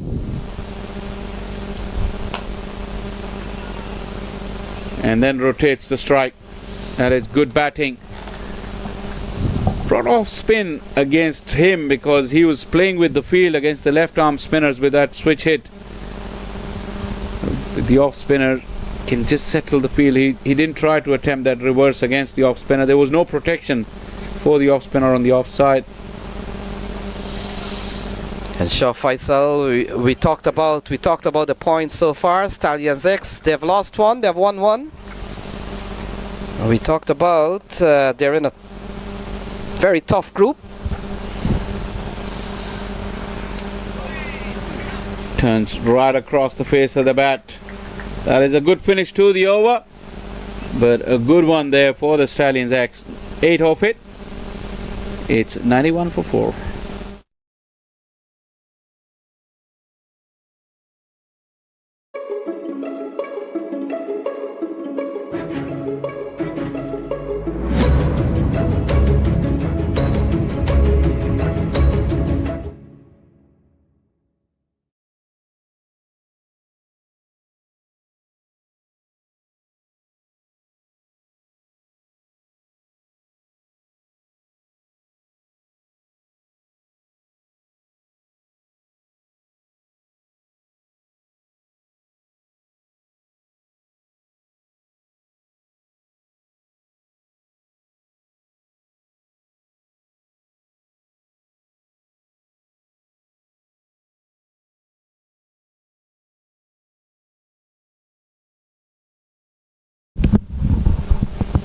Noshkenjige 1 for 20 so far of his two. Hassan couldn't get through the inner ring. That fielder is placed for Hassan Mohsin's switch hit behind square on the offside. It's right on the fence. So Hassan will have to come up with other options to find that boundary. And he does quite spectacularly. Over extra cover, into out. The most beautiful strokes executed with great style. Yeah, classy shot from Hassan Mohsin, who continues to bat well. His second six of the innings. And this one has gone a long way. That is pure timing. And he picks up another boundary, brings them closer to 100. And a lovely shot again from Hassan Mohsin. Could be worth having another look because he didn't bludgeon it. He just stroked it. The key was the footwork. He came down and out a little bit to allow for the arms to go through. Have a look at that footwork. Down and out. Gave himself that room. And he just stroked it. Look at the flourish, the follow through. There wasn't much. Just the punch, and lifts the ball gracefully over the fence. That is a shot of the top order. Yeah, no wonder he timed it so well, Shah Faisal. He really set himself up. Well executed. We saw a couple of unconventional ones from him. And he continues to bat well. He'll need support as we come down to the remaining 7 overs after this one. Look at the stature of Hassan Mohsin. He's just slender. Not a lot of muscle. But if you can have timing like that, wow, makes up for that. Pushing Nosh Kenjige into further pressure. It hasn't been easy for Kenjige. He went for 13 in his first over, 7 in the second. In the context of the game, even 7 and over is an expensive one for someone like Nosh Kenjige. What's going to be his response? Hassan is very, very quick between the stumps as well. Single and rotates to strike, gives it to Jayasuriya now. And the fact is, Shah Faisal, Hassan Mohsin has got a good. He's in good company with Shahan Jayasuriya, an accomplished player. Obviously, Hassan Mohsin is one of those as well who played the Under-19 World Cup for Pakistan. Just stayed around the scene for a few years. Couldn't find himself that opening that is required. His style of play, a little bit of batting, a little bit of bowling, excellent fielder. He's gone straight up. Unmukt has called for it and takes it. And Jayasuriya walks back. It was a high ball. Unmukt makes sure that nobody was coming around him. He shouted loud, and a timely breakthrough for Nosh Kenjige. So Jayasuriya out of retirement, didn't work out too long. Yeah, looking to go big into the onside top edge, and Unmukt Chan did the right thing, the man with the gloves. You've always wanted him to call for it, and he held on for dear life. 98 for 5.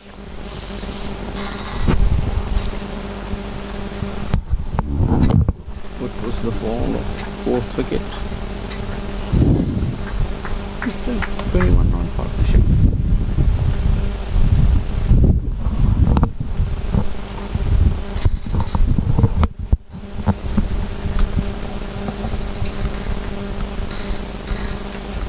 It is 6.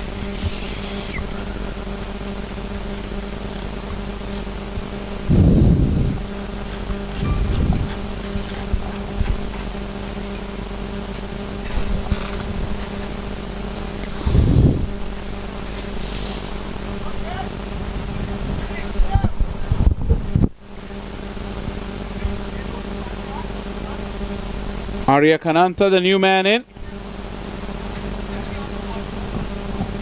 Though Shahan Jayasuriya didn't make many himself, but he's part of that little partnership of 21 for that 5th wicket. The context of the game, these little contributions are pretty valuable. It's gone up straight off the glove, and the finger's gone up. Arya Kananta, who had a brief innings yesterday as well, he attempted that shot quite a few times. Only one success. Today, no success after one attempt, and he will have to walk back. Yeah, didn't stick around too long. Straight away got into the act. And look at that, very easy catch for Sajid Nayak, the captain, and all of a sudden Kenjige is on a hat-trick. We've seen that more than 2 times today. Well, we saw it twice. At least twice that I remember. Usman Tariq was on a hat-trick, and Akhtar Shah earlier. And now it will be the turn of Nosh Kenjige, who had a difficult day so far. But then 2 wickets now in this over and 3 altogether. Gives his figures some respectability. Wickets will be the key here. So 6 down, 98. Couple wickets here real quick. And you can get Stallions X down for 8 for 110. Yeah, Shaw Faisal. Like you're back in the game. Yeah, Shaw Faisal, they got off to a very good start. Remember, at the end of the power play, they were batting a 52 for 2. They were batting a 52 when they lost their 3rd wicket, and now look, 98 for 6. So things have really gone south in the last 6 overs or so. Well, the next batter probably wasn't ready because back-to-back wickets. Looks like it's Kashif Bhatti, who's a very experienced cricketer, a very good bat as well. He is a left-arm spinner by trade, but he's batting, and not even that, it's Faraz Ali batting at number 8. Fresh off a 92 in the Mani League final, Faraz Ali for the Kingsmen. He's now batting at 8. He's a top order batter by trade, so they still got Kashif Bhatti waiting in the wings, who is pretty capable. So there is some batting left. Like I said, another partnership of 20-25 runs in the context of the game. These are valuable contributions.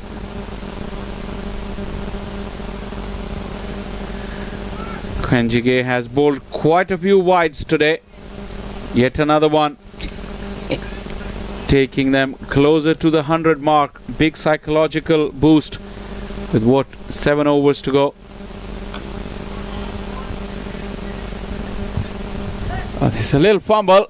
Hassan Mohsin won't be able to come back for the second. For us, coming out of Karachi, Pakistan originally, could be very good against spin, as 100 has been brought up. 13 gone. 100 for 6, Stallion X.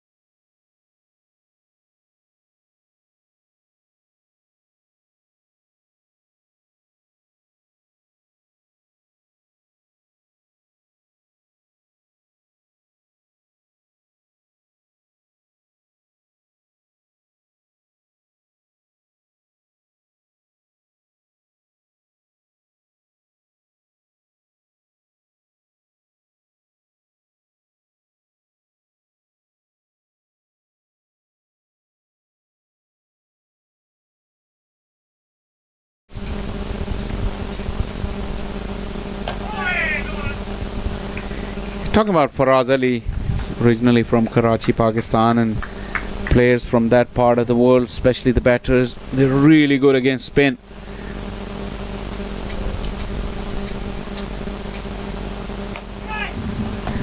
Beautifully played. He waited for the ball to pitch and turn. Played it late despite advancing down the wicket. Found the gap perfectly. Good start for Faraz Ali. Yeah, very well played. Look at that. Picked his gap. Saw a lot of open spaces into the offside. And just bisecting the gap. Lovely shot for 4. Moving away again, but this time the length was fuller.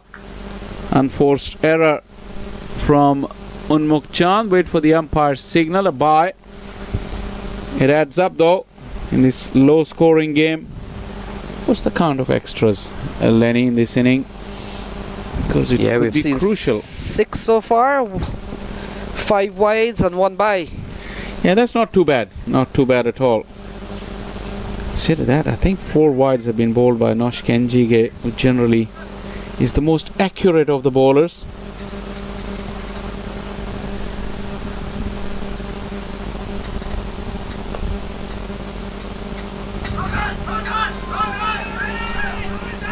It's a big shout.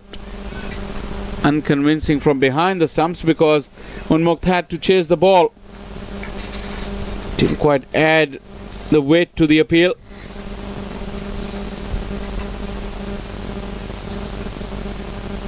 Yeah, looks like to be going down the leg side. Shots up, catch it and taken. You felt Cornet Ra had rushed a bit too far. That's what he's suggesting. He's misjudged it, but he's got good hands. And he has gotten rid of Hassan Mohsin. That could be a telling blow for the Stallion X. Hassan, who's looking to be aggressive, is now departed. Yeah, big knock comes to an end into the offside, and you made mention that because of the misjudgment here from Cornet Dry, but look at that. That makes the beauty of the catch even more, because initially kind of misjudging the ball, but he held on to it. And Hassan Mohsin falls for a well played 35. Well played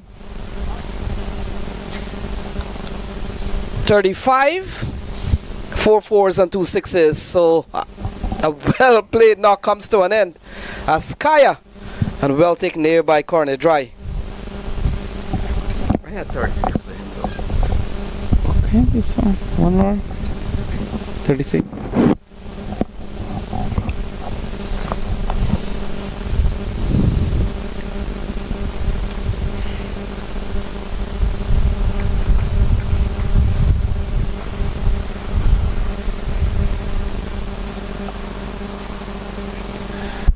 Kashif Bhatti batting at number 9, posting a couple of first-class hundreds as well.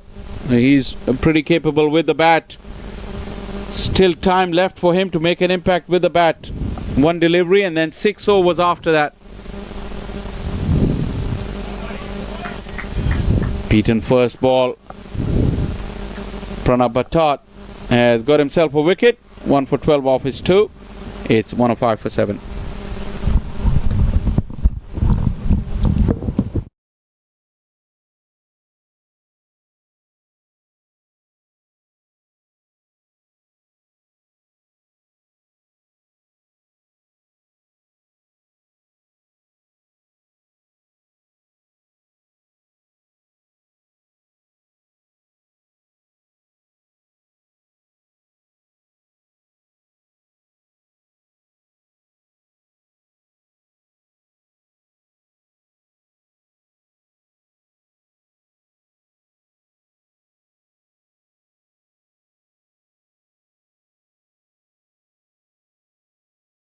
With his final over, Faraz Ali elegantly punches it into the covers on the offside for a single. How could Stallion X do with a 20-25 run partnership here to propel them to that 125-130? Yeah, they really got off to a good start. Enjoyed up until the 7th, in fact up until the 8th over, and then started to lose wicket quite a bit. Kenjige has picked up 3 wickets, Shah Faisal, and so he's been good. We also saw 1 wicket apiece from Zach Tribe, Pranav and Cornet Dry at the top of the order. Lapped it away. Will look to come back for second, although Kashif Bhatti didn't run the first run hard. In fact, Faraz Ali is also limping at the non-striker end. 2 valuable runs there to the total. Stallion X would be wary of that figure of 109 which they made in the morning, which wasn't quite enough, nowhere near enough on field 1 against Atlanta Fire. They've lost 7 getting this far in the second time of asking. Leg slip in place. Kashif goes reversing, and it still went to leg slip. Pretty close to Danny Lamb. Yeah, Daniel Lamb just planted there. And to perfection, the ball went in his direction. Faraz is struggling. And this is not a pitch where you can just survive for 5 overs, swinging the bat and getting sixes. You'd have to run your runs. That is not good news. So we're in the 15th. And probably something has flaked out of the pitch, it appears, and a bit of gardening there from, looks like Unmukhchan. He knows, because pretty soon he'll be batting on that. Slender figure of umpire Gilani walked all the way to the length of the pitch. Breeze has picked up. It's almost risk being blown away by that wind.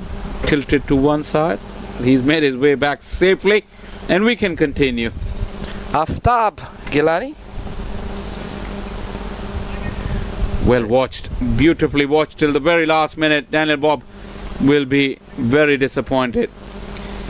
Each and every run is of vital importance here. Yeah, this was gone for 5. We talked about 3 wickets here for Kenjike. He will finish up. He will be the first bowler to finish a 4-over spell today in this game here. And Shaw Faisal, when you look at the score, 110, not a bad score. They still got 5 overs remaining. Yeah, it will take some getting. Someone would really have to play out of his skin. And Stallion X would love to add another 20 or 30 in the remaining 5 overs. Hard work though. 5 to go, 110 for 7.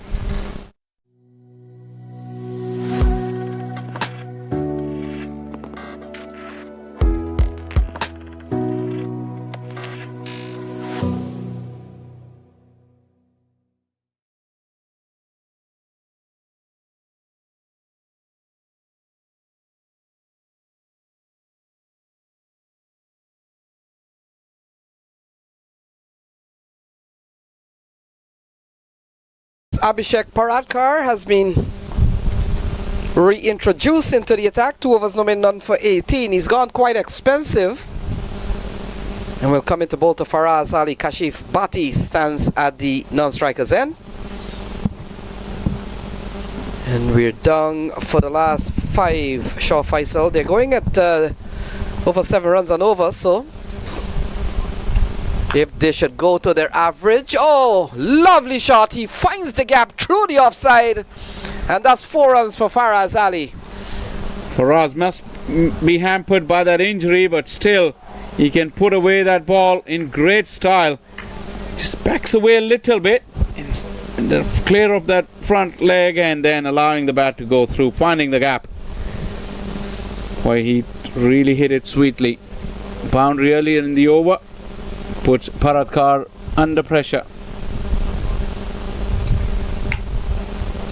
This time he goes the other side of the ground.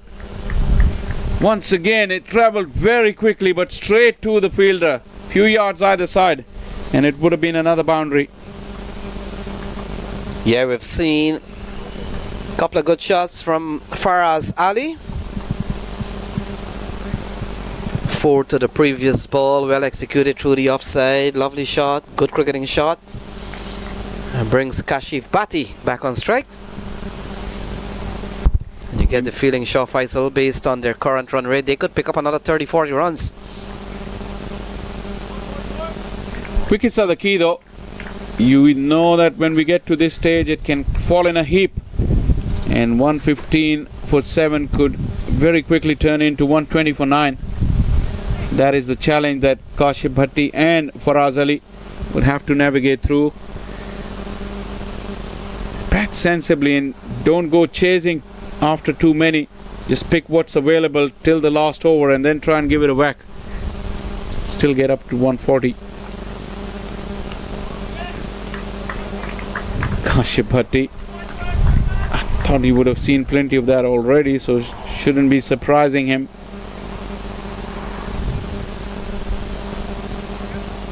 So Parrot Car will finish his third over here. Still some bowling options. Cornet Dry still has a couple of overs. We talked about Kenjige, he's done. Whether or not Daniel Bob, the left arm spinner, will come back. Sujit Nayak, another left arm spinner. Top edge, it will run away. Fine leg is up in the ring. A handy boundary. Second of the over. And Paratkar going short with fine leg up was asking for trouble. He's paid the price for it. Yeah, these shots you're rewarded for your bravery. And it is not until you play them, and even if you get an edge, he goes for 4. So it's a brave shot, productive shot. Forget where the intention was. Gone away for 4. So 110 at the start of the over with 5 deliveries on. It's quickly turned into 119. And that is a handy over with still 1 delivery to go. Got it over the top of the keeper. That is clever piece of batting. Paratkar not learning. Once again a short delivery. Using the pace was Kashif Bhatti. And that has been a very expensive over. Yeah, that over's gone for what? 19, I think. And look at that, an uppercut again. And so we're beginning to see a good partnership, a partnership of 18 here between Faraz Ali and Kashif Bhatti. A big one there for the Stallions X. It's 123 for 7 at the end of 16.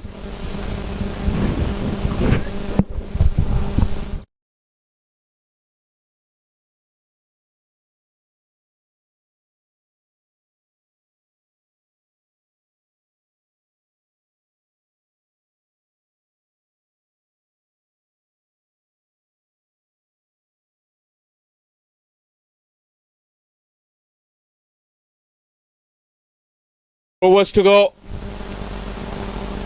Daniel Bob, the left arm spinner, takes up the attack. Faraz goes down on one knee and smashes it away. That's another good start to the over, putting the bowler right under pressure from the beginning. Yeah, another massive strike from Faraz Ali. Take a look at this one, and I wouldn't be surprised that we'll probably need a replacement ball. And this one has gone a long way in the deep side of this field and gone for 6. In fact, they have retrieved the ball.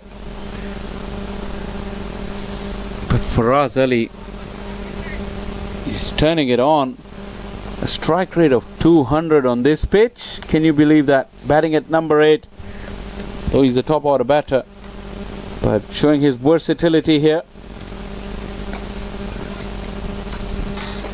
Picks up a single to give it to Kashif Bhatti now. Yeah, this is 130 now achieved. A psychological number in my opinion. Yeah, this is a very good score. Short Faisal with still overs to come. And we've seen a good knock from Kashif and Faraz. They've posted 25 so far.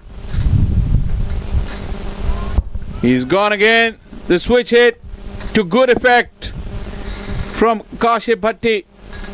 In fact, it might have been Faraz. Two quite look-alike left-handers. It is Kashif Bhatti. Made a good connection. No protection. Will make Daniel Bob think about a change of field. Closing that gap between the fielders, square and behind square on the offside. No sweepers. Kashif looking for a gentle tap on that occasion. Misses it. Yeah, we saw an over previous to this one from Parkar, went for 13. This one has gone for 11. Still a couple of balls remaining. Fires it in down the leg side. Past on Mook. One go over the fence. Just the one. They've run, so he'll get two. I think Faraz was fancying that. That's why he didn't run hard for that second. So 136. Now this is looking very healthy for the Stallion X. And they've moved from 7+ to over 8 and over, Shah Faisal. Wide from Daniel Bob. He doesn't want to get into the hitting arc of Faraz. Yeah, this over's gone for 14. We talked about the previous one, went for 13. Shots a catch it. And it's landed in the lap of long on. Wicket to end the over. In fact, one still to go for Daniel Bob, but the damage you feel had been done already. Two back-to-back overs with 13 and 14 respectively. And Faraz Ali's knock has come to an end. A very, very important and valuable contribution.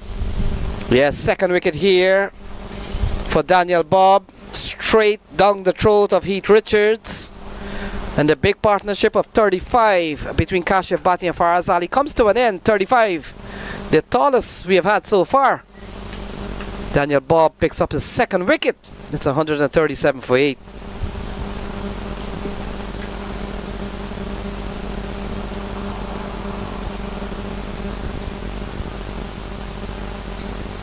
Yeah, look at the partnership here. We talked about the partnership so far.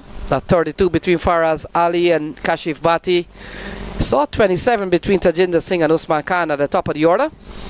And so two major partnership here, Shah Faisal. A couple of wickets for Daniel Bob as Newman comes to the middle.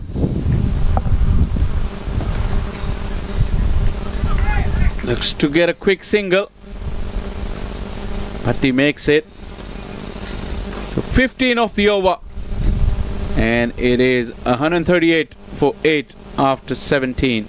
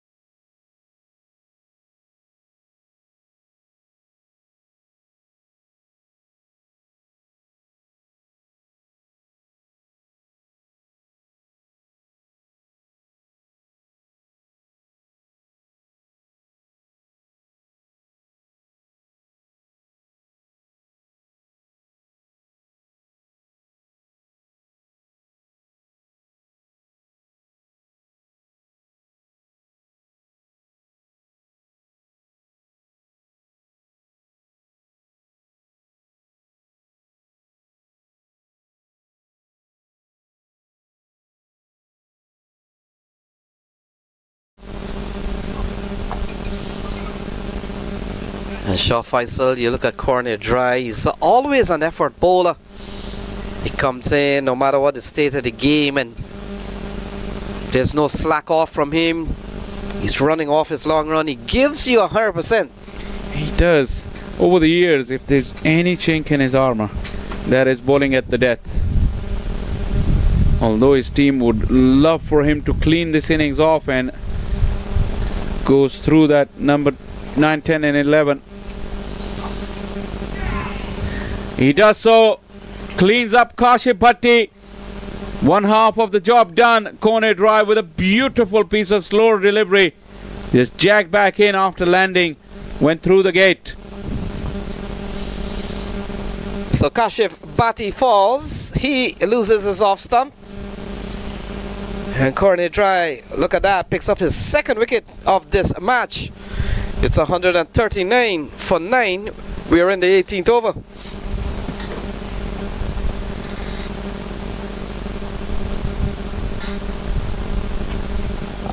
Have a look at that. Kashif Bhatti had no clue. Was looking to guide that ball through that vacant area behind square.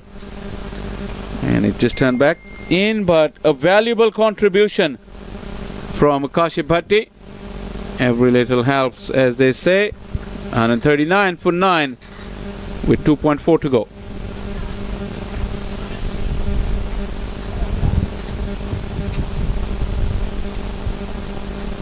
So Newman comes to the middle.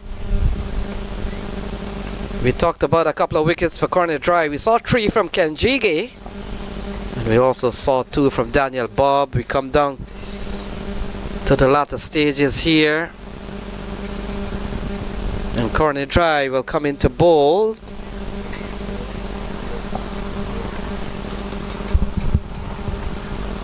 Is it Usman Khalid batting at number 11?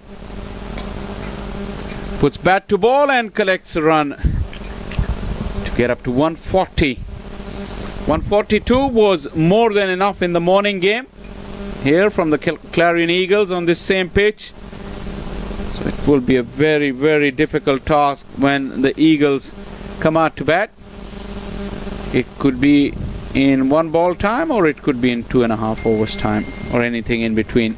Yeah, sure, Faisal. We were talking about when the score was around 77, 75, and we talked about doubling the score. And they're almost there. 2 last men out in the middle, Asif Mahmood and Usman Khalid. Corner Dry has picked up 2 and he comes off his long run.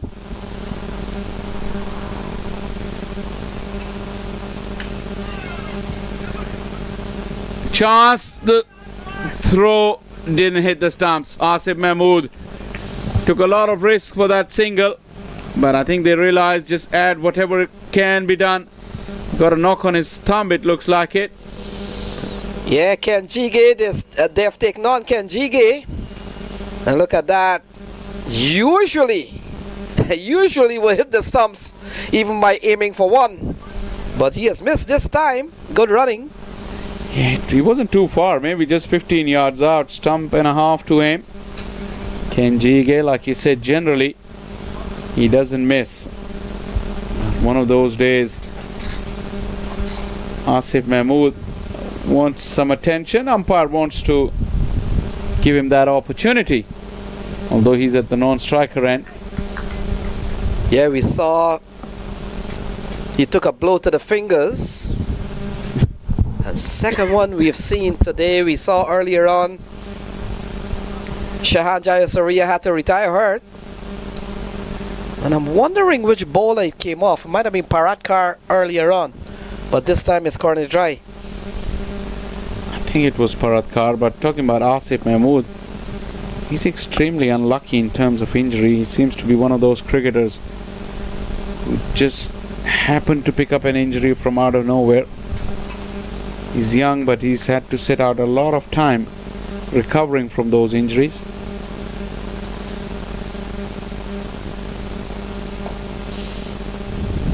This is good batting, sensible batting from the number 11.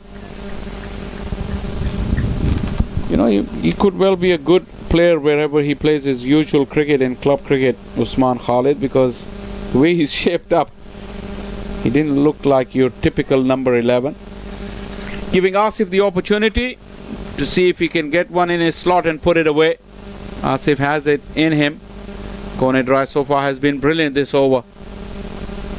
Could do one better if he can clean up Asif here for his team. In the air, chipped away for a single. Asif will keep strike as Corner Dry's over has come to a close. 18 gone, 143 for 9.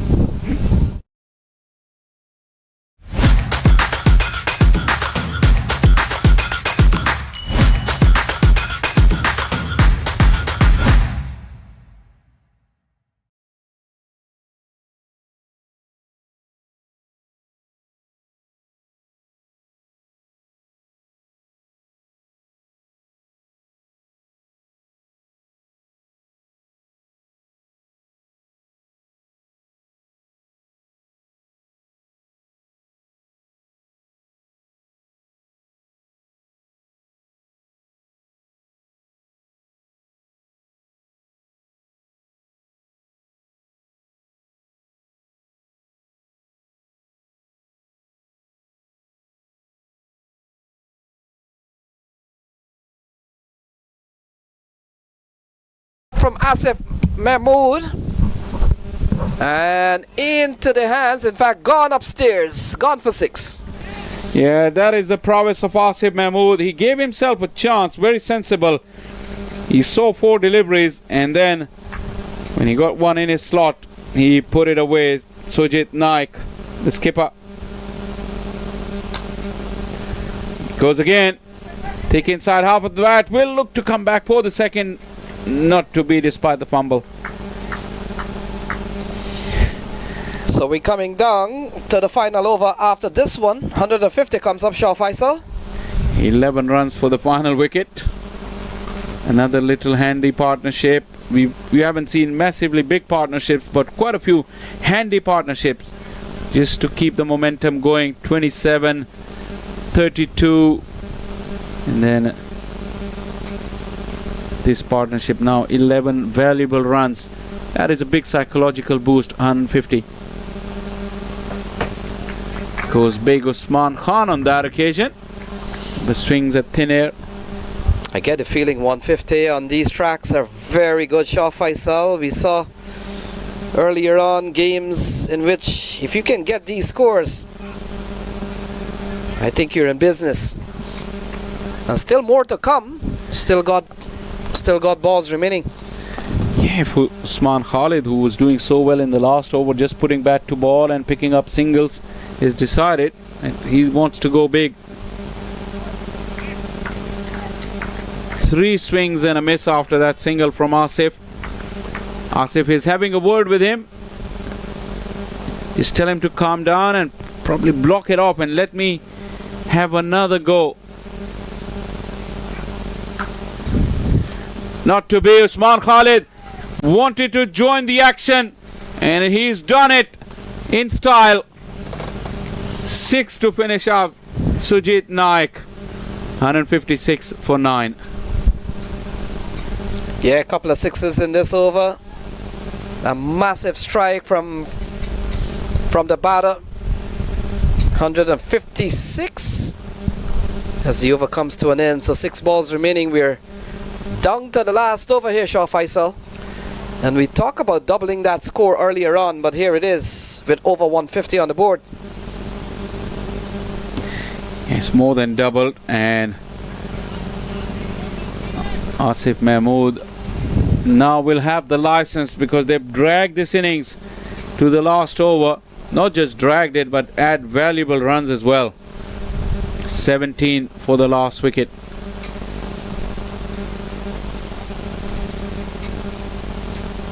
Slow delivery, too wide in the opinion of umpire Sandeep. Clearly corner drive, wants to keep that ball away and hide it outside the off stump from Asif Mahmood. So 11 extras so far, 9 wides. We've got still a whole over in front of them, Asif Mahmood and Usman Khalid. And you talked about some solid partnership. This one is developing pretty well.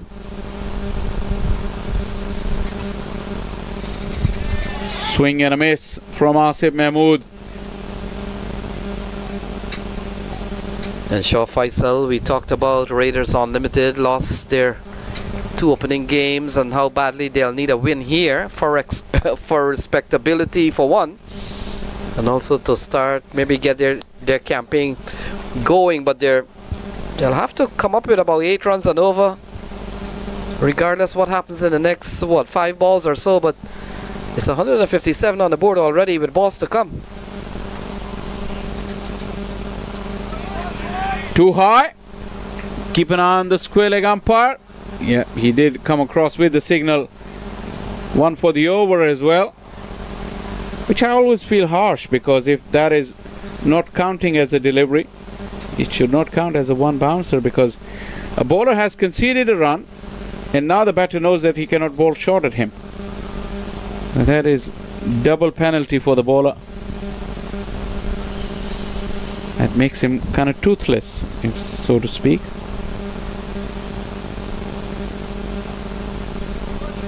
Yeah, big swing and a miss here from Asif. Couple of wides in the over from corner dry. He's keeping the ball slightly back of a length of that swinging arc, back of that slot.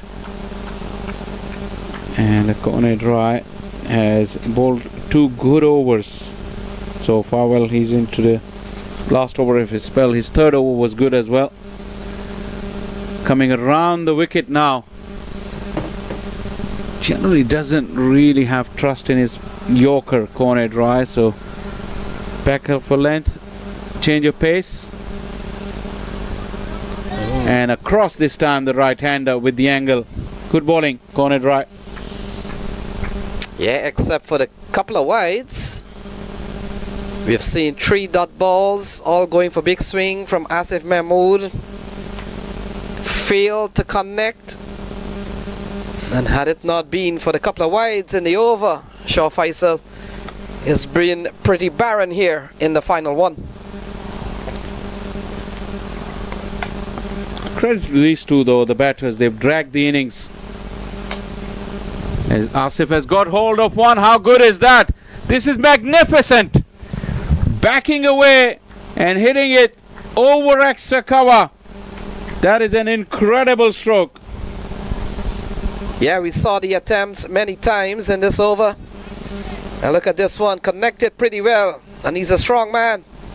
And look at that, over the offside. Good follow through. And that is gone for a maximum. You know something big was going to happen. And it came off the 4th ball. Partnership of 25 for the last wicket. And they've dragged this innings into the last 2 deliveries. Now Conrad Roy goes back over the wicket.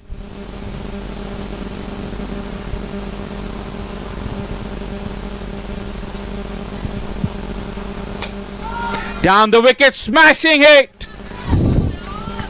That is the longest hit of the day. Asif Mahmood has really got hold of it. Yeah, we saw several play and misses, but now we're beginning to see play and connect. Look at that, another massive one. And that has gone a long way. You talked about the distance of 6s we saw today. And this is probably one of the taller ones, gone for 6. You saw Danny Lamb, who's fielding right in front of us, and he just turned around. And generally when the ball comes in this direction, we're ducking for cover, but the way it went way over our heads as well. Even we weren't at risk, and we're like 10 yards out of the boundary. Must have landed about 25 yards outside of the boundary. And we talked about 140, 145, even 150 is good scores on these surfaces. It has gone up to 170, so that's 20 more. Final ball of the innings. Stays back and smashes it over the fence. Another astonishing blow from Asif Mahmood. He's taken Conrad Roy to cleaners in those last final deliveries. 3 6s. What a spectacular way to close out the innings. Well, that's 20 off the last over. And what 3 6s to end the innings. We saw a couple of wides, couple of dot balls. Boys, bang, bang, bang. 3 6s to end. And it's 176 at the end of their 20 overs. 29 of 12. Asif Mahmood has played the most amazing innings that you would see under the circumstances. Receives a standing ovation from his teammates as they walk off. Heads bowed there for the Raiders Unlimited. They're looking like a team. They haven't tasted success in this tournament, and despite doing quite a lot of good work throughout the innings, they will be chasing 177, which on the conditions available would be a massive ask, a massive challenge as well. A batting card. Tejinder started off brightly. He took the attack early doors.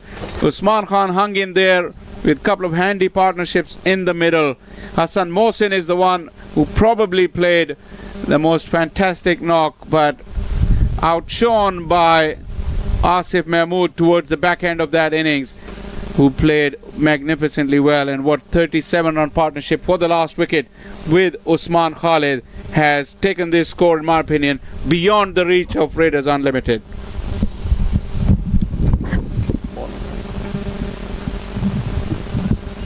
Yeah, we'll take a look at the bowling card. There we go. And look at Corner Dry. 20 off the last over. He finished with 2 for 39, 3 for 33 from Ken Jige, and 2 for 30 from Daniel Barr. But when you look at what has happened to Shaw Faisal in the last 3 or 4 over, that is where we saw a spike in the scoring. And you look at 176, it's going to be a stiff challenge here of 120 balls when we come back for the Raiders Unlimited. So we'll be back when cricket resume in about 15 minutes time with Raiders Unlimited needing 177 to win.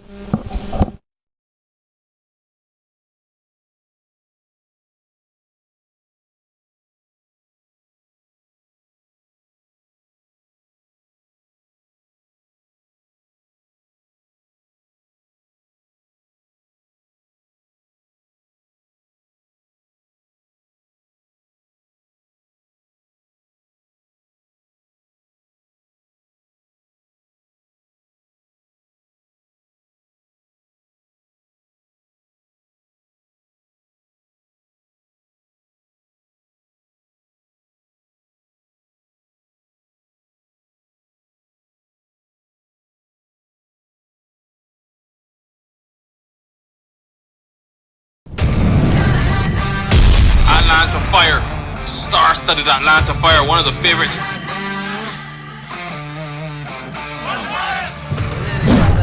Man, and deep, and that one is smack.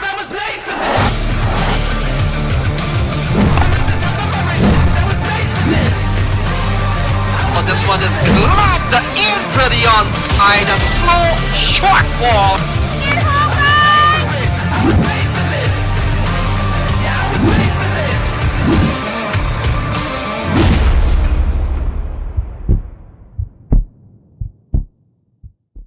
The annual Atlanta Open T20 tournament returns October 7th to 12th in Atlanta, Georgia.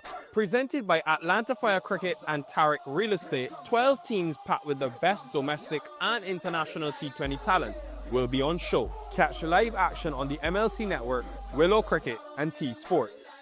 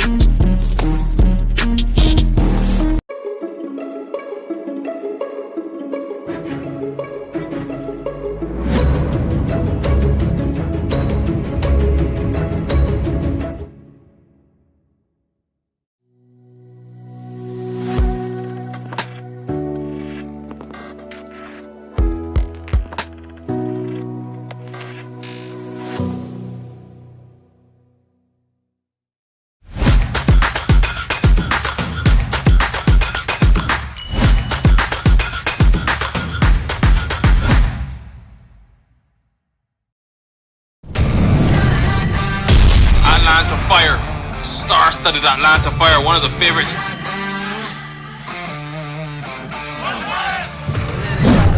Man, and deep, and that one is smack.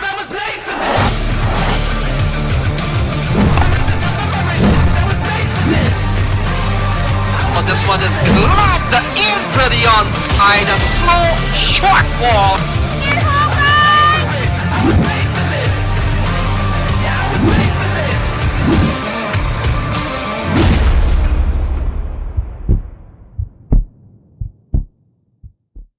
The annual Atlanta Open T20 tournament returns October 7th to 12th in Atlanta, Georgia. Presented by Atlanta Fire Cricket and Tariq Real Estate, 12 teams packed with the best domestic and international T20 talent will be on show. Catch live action on the MLC Network, Willow Cricket and T Sports.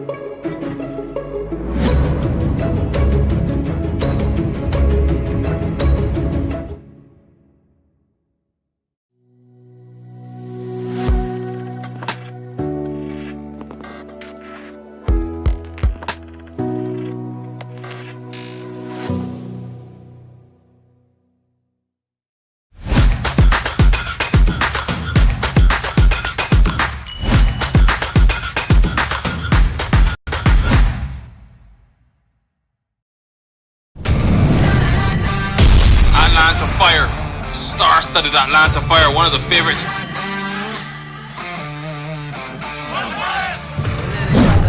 Man, and deep in that one is smack.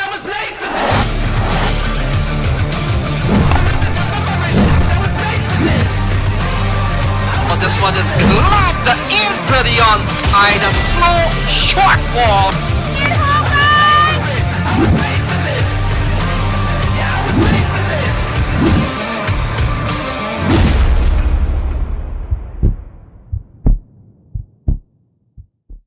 The annual Atlanta Open T20 tournament returns October 7th to 12th in Atlanta, Georgia.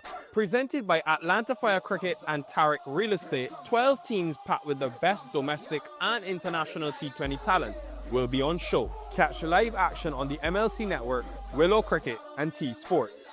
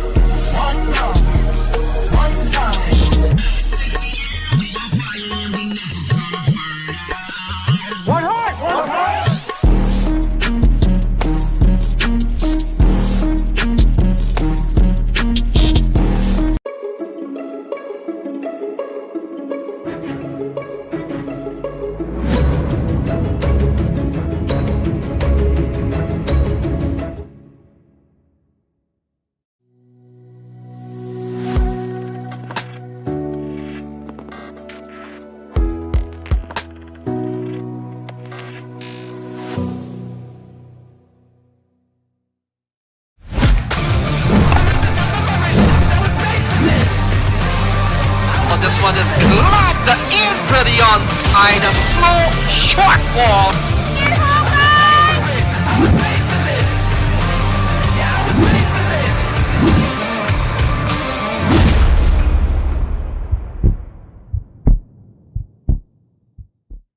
The annual Atlanta Open T20 tournament returns October 7th to 12th in Atlanta, Georgia. Presented by Atlanta Fire Cricket and Tarik Real Estate, 12 teams packed with the best domestic and international T20 talent will be on show. Catch live action on the MLC Network, Willow Cricket and T Sports.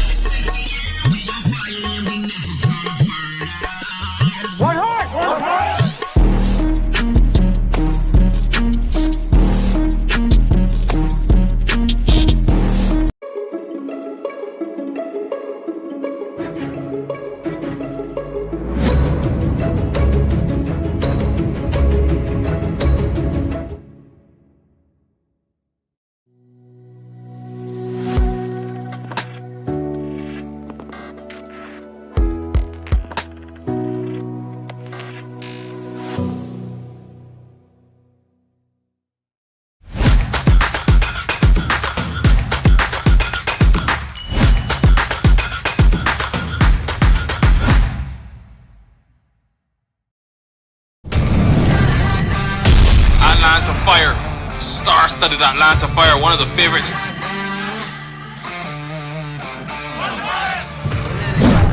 Man, and deep in that one is smack.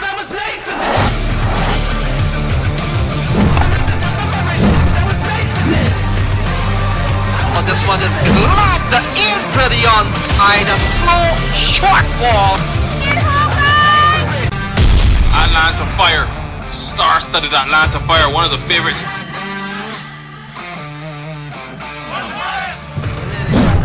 Man, and deep in that one is smack.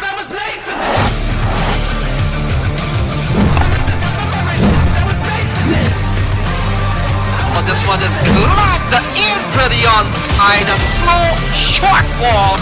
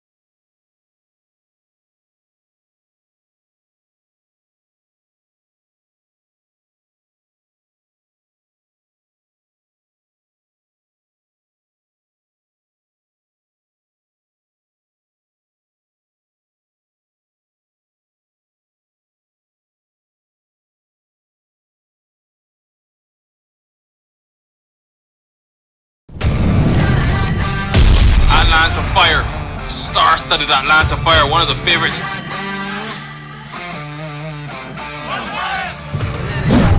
Man, and deep, and that one is smack.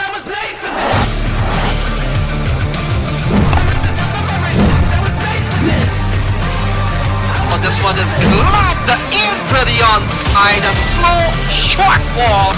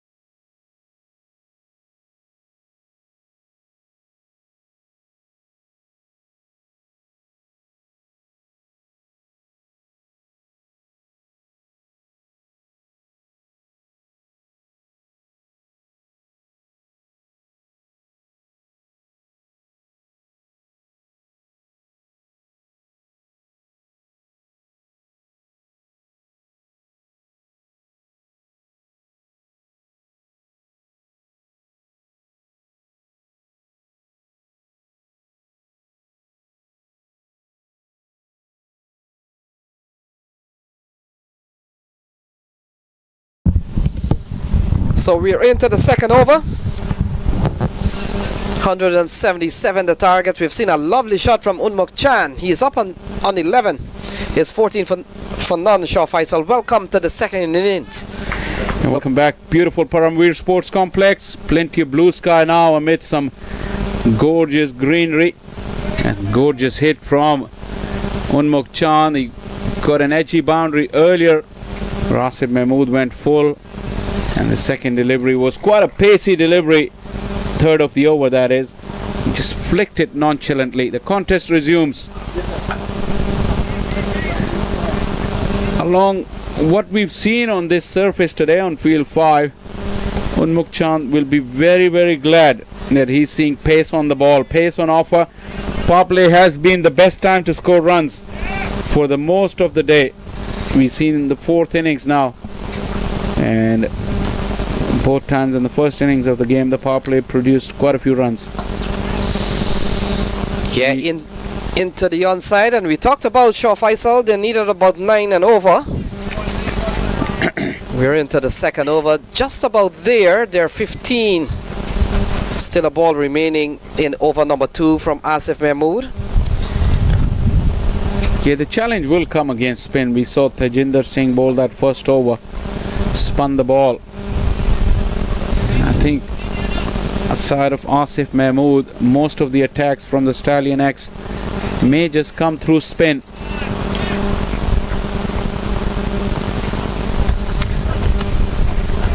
Swing and a miss.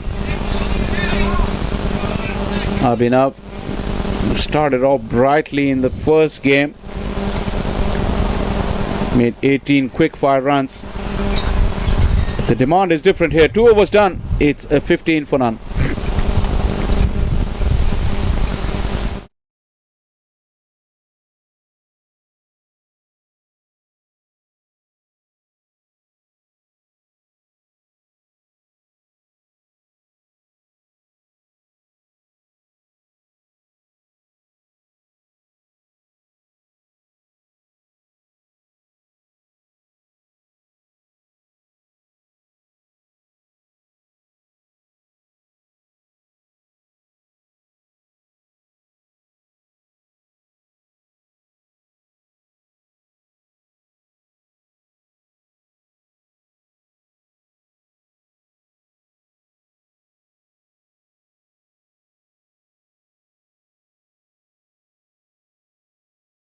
It looks like it.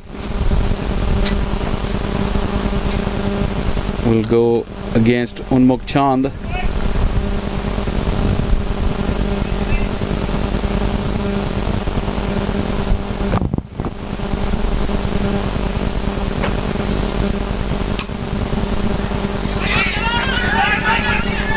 Chance, the throw is not strong enough.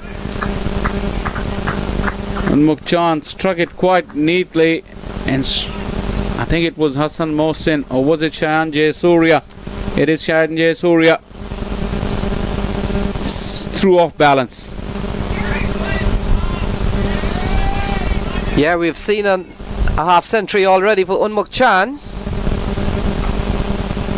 There's a big responsibility here from Sikaram and Unmuk Chan. Both batters have had a sample of good taste in this tournament. Unmuk Chan in his last game got a half century. Sikaram looked well in the first match. Unmuk Chan got a half century on this pitch yesterday against Atlanta Fire. So he spent some time in the middle. Started off nicely again.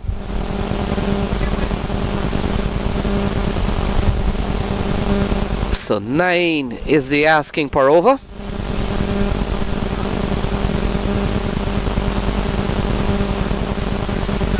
Sikaram gets a ball down the leg side, called a wide. And Shaw Faisal, many of spinners to go around. And I want to think that the Stallions X will be sending them down quite a bit in their 20 overs if the match goes that long. Yeah, that attack will be dominated by spin. We've already seen Tejinder and Kashif Bhatti. They're both bankers. It's more than likely that they will end up the 4 overs that they're allowed to.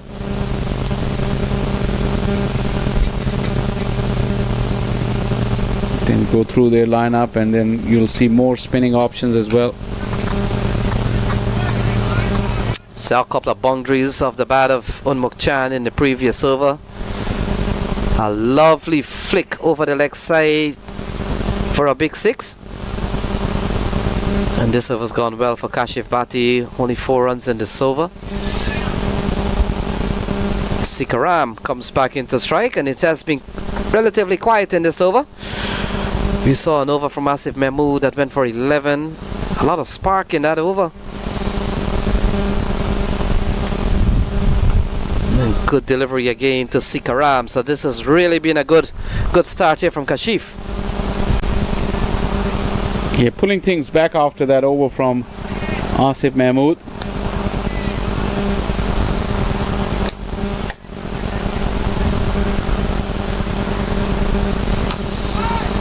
Ball punched into the offside. This will complete the third over. So 3 gone. It's 20 for 1. 20 without loss.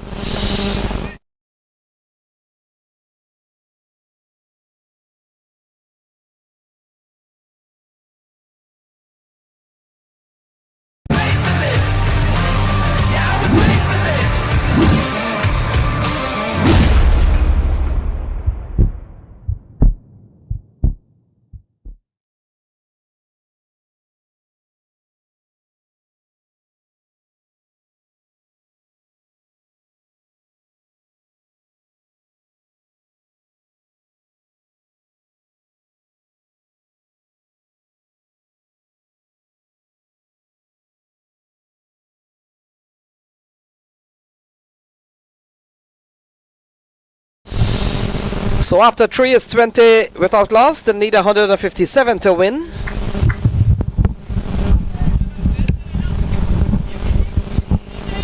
And Asif Mahmood will continue. 177 is the target. Sikaram and Unmuk Chan, they haven't changed what we saw in the opening game. Top edge, could be an easy catch for the wicketkeeper. And look at that, doesn't have to move much. And that's the end of Sikaram. It's 20 for 1. Well, that's the breakthrough. Asif Mahmood gets one in the bag, and it's Abhinav looking to take advantage of the power play. Slow delivery, change of pace, got big on him. And although Shayan didn't get many runs on his birthday, he was presented with a gift which he accepted. And first blow, Raiders Unlimited 20 for 1.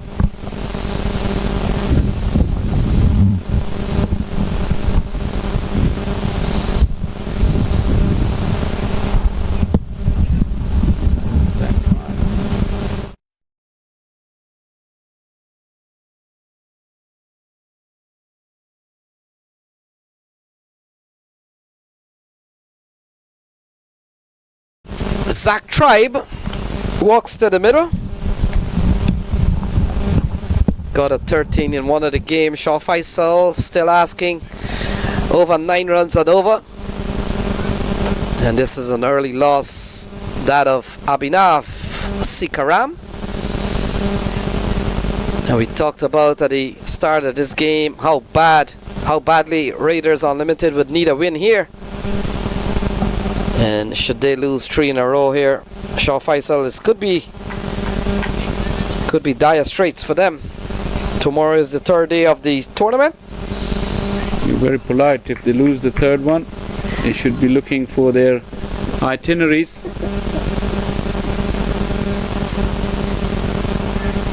Oh, goes past the outside edge.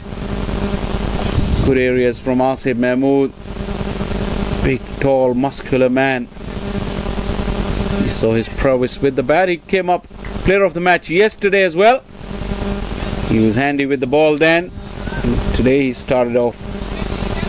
Despite those 2 boundaries from Unmukh Chand, he's come up and bowled in good areas. And he's got a wicket to show for it.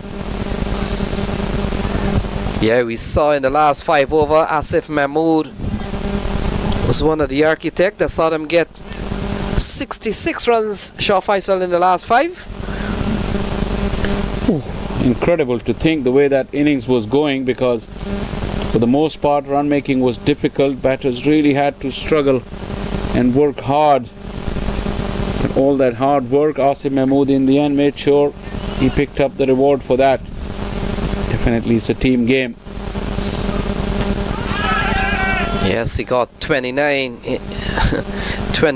of just 12 balls. The last 3 balls of the game, bowled by Cornet Dry, was smashed all around the ground for 3 massive 6.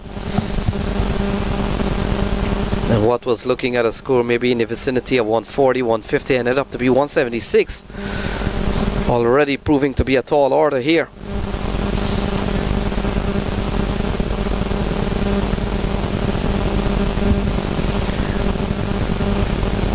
Unmukh Chand comes back into strike. Shaw Faisal, and you get the feeling that Unmukh will have to play a big one here today for the Raiders Unlimited. He does have the ability to do that. He's moved the fielder deep on the onside. I thought he might have tried a short pitch delivery. Beautifully fielded, chance there. Oh, it was very, very close. I think it's Hassan Mohsin. Oh, have a look. Wonderful piece of fielding.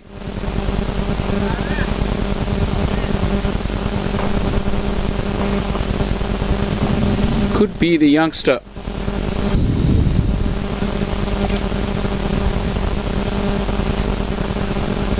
Arya Kananta. 2 very quick fielders, square of the wicket on the offside, Hassan and Arya. Shots a catch it! Fielders coming around, won't get to the ball and won't cater for the bounce as well. 4 runs, didn't come off the meat of the bat, but Tribe will take the boundary. Look at that. It got big on him. Couldn't really control it, but luckily for him, it fell away from the fielder. 26 for 1 after 4.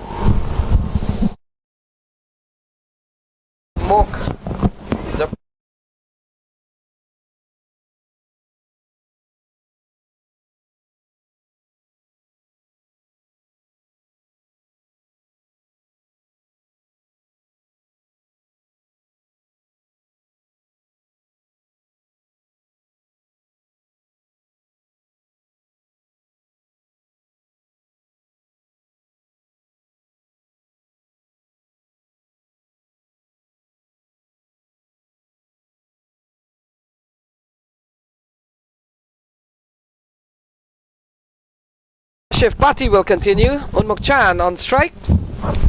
This will be a good contest. Condition in favor of spinners. Oh, smashed through the offside. Runs here for Unmukh Chand. And he picks up a couple of runs. Well executed for 2. Yeah, he's looking in good form, Unmukh Chand. had a quiet first game, but then a half century in the second game. You could tell by the way he's moving around in the crease. Difficult shot to execute on this pitch with the turn and variable bounce. That cut shot was pretty good. It's just the outfield is a bit thick. Oh, it went straight to lumbar, dropped.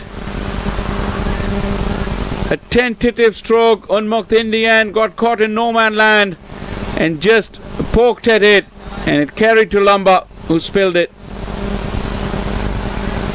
Yeah, we'll make a note of that. Unmukt on 17, given a life. Off the bowling of Kashif Bhatti. And whether or not Shah Faisal Unmukt can make them pay for this, we'll have to wait and see. It's one of those days in which you want a chance or two with such a massive score to overhaul. And on a difficult pitch, you're right, you need luck. And despite that, you'd feel the target is massive.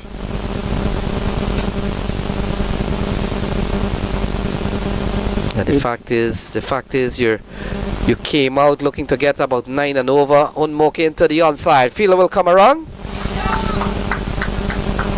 Only one, but a good looking attempt into the onside, targeting maybe that gap between long on and mid wicket. Got it a lot more squarer than he thought. Yeah, couldn't get underneath it because of the length. Kashif Bhatti. So Zach Tribe picks up another run. We saw in the previous over, Zach Tribe took on Asif Mahmood with the short ball. Didn't really time it that much, but was able to get away with a boundary. Yeah, no sweeper on the offside, and the wind is blowing in that direction. Could Unmukt look to open up that offside? Prepared to just go down the ground and along the ground. Close out over number 5 with a single, 31 for 1.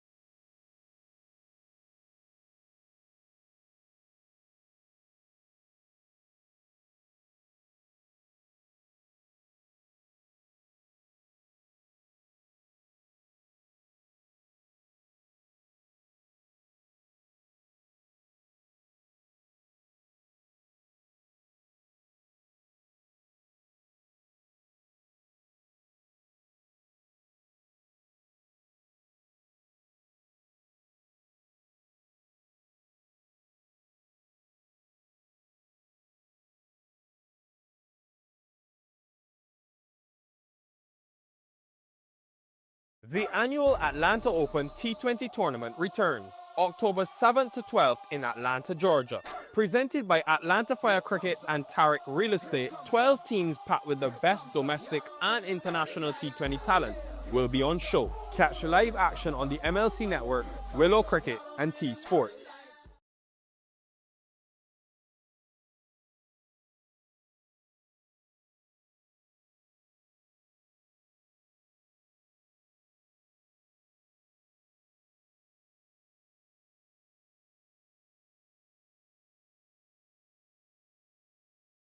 Jinder Singh comes back into the attack. We saw him at the top of the order.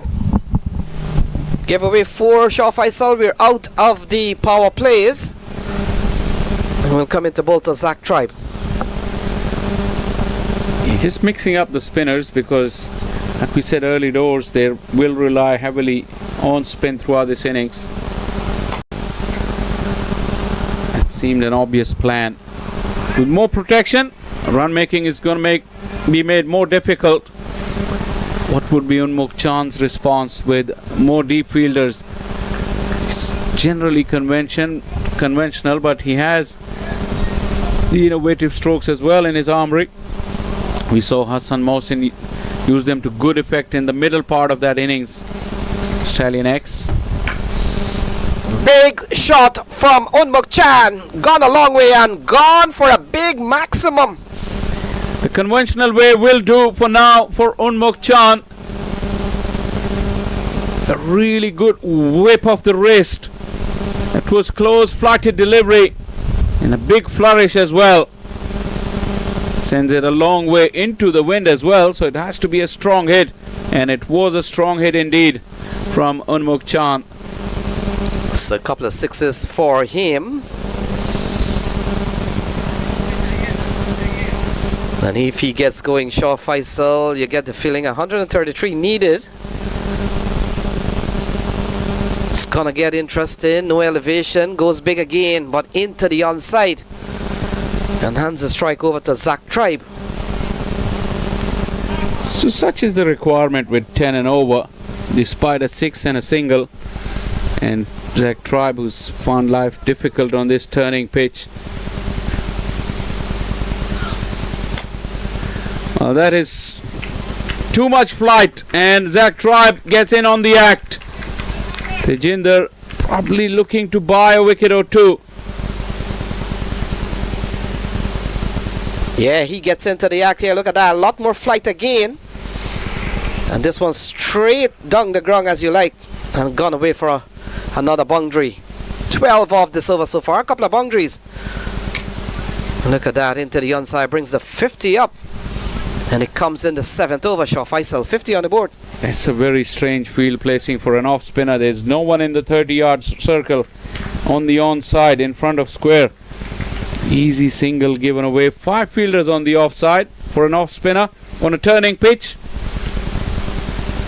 What do you make of that, Lenny Achabar? Yeah, playing a miss. And so it completes an over with 13 runs in this Shah Faisal. We'll talk about that. 7 gone. 50 on the board. 50 for the loss of Sikaram. What has happened a lot of times?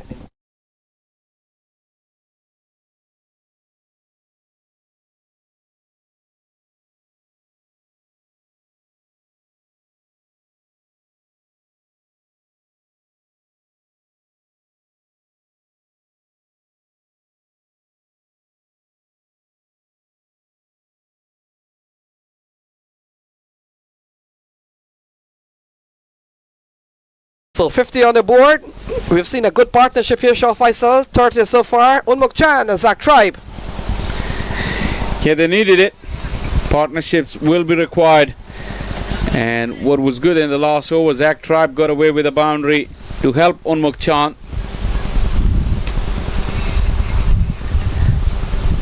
His huge spaces on the onside. And picked up the second run quite comfortably. Yes, Shah Faisal, you were talking about why the field is spread so much. We saw in the last over runs in the interior. And I talked about as soon as the power play session usually comes to end, captains usually do a big spread? Is it necessary at times? In these conditions where batters at times have found difficult to lay bat to ball, you give him that much space and gets away with a 2 and then a single. The momentum comes back. The bowler thinks he may need to change something because he's still leaking runs, and that's where the opportunity for the big shot may arise. And you look around the field, Shaw Faisal, a lot of time captains will want to do an in-out rotation on the field. And you look at the onside here for Unmuk Chan, and everybody is out. And I would be surprised Unmuk plays it into the leg side short and soft and get runs again. Couple of runs. Down the offside, and this one could go away all the way. In fact, it's gone away for 4 through the third man area. 7 off this over so far. Yeah, he can't bowl too straight because he has no protection in the ring. He has to bowl outside the off stump, and then even an edge will cost him a boundary. As we saw when Clarion Eagles bowled with their spinners, they always had a slip in place. There is always an opportunity of a wicket on this pitch, but Stallion X have gone completely defensive. It's a ball into the offside. This over's gone for 8 so far. We talked about still hunting for 9 and 10 now. Yeah, last over went for more than 10, so this 8 or 9 means that they're keeping up with the pace. That run rate that went up to 10 at one stage has been dragged back to 9.38 now, the required run rate. Oh, cut away. Good shot here from Zach Tribe. We'll get at least 2. And look at that. We talked about an over that has gone for 10. It comes to an end. 8 gone is 60 for the loss of 1.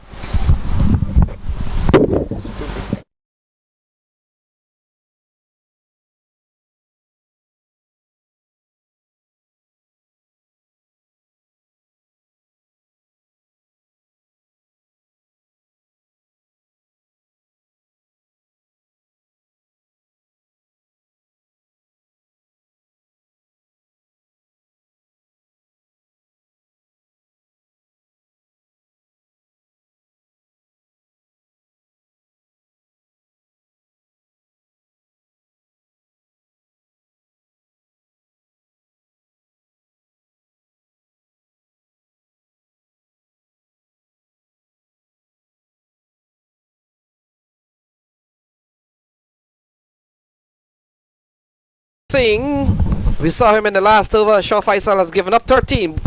Immediately bowling change. And the left arm spinner, chance of a run out. Scamper back is Zach Tribe.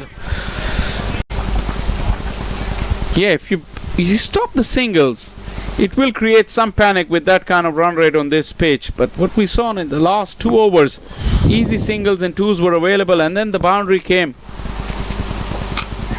Kashipatti, aerial, it went past him as a batter, and you would know that as long as they're able to rotate strike, that pressure doesn't really build. And if the boundary doesn't come by a good shot, it may just come through an edge. Last 2 overs have yielded 23 runs, and the required run rate had dropped down. Now Kashipatti has bowled 2 good balls to start off. Looks to build some pressure back. Yeah, Shaw Faisal, he's been really good. Saw a couple of overs from him already, gone for 5 each. And it might have been him in which Unmuk Chan steered the ball into the hands of Sharad Lamba that he did not accept. It's a big shout, appealing. They're running for that leg by. Kashipatti didn't get into a good position. Leg by is the signal, arm delivery. Well bowled Kashipatti. It's just such a psychological game, cricket, where if the bowling team mentally, if they think they're on top, they can make run making difficult. But when they're on the defensive, runs could come quite easily. Although Kashipatti has bowled a very good over, and still got 1 to go, but 2 dots and only 3 singles. He needs to close out well here. to build that pressure back on the batters. Running hard. Will they come back for the second? It's a long boundary. Zach Tribe is quick. Beats the throw. And that is very good cricket from the pair from the Raiders Unlimited. Still a good over from Kashif Bhatti. 65 for 1 after 9.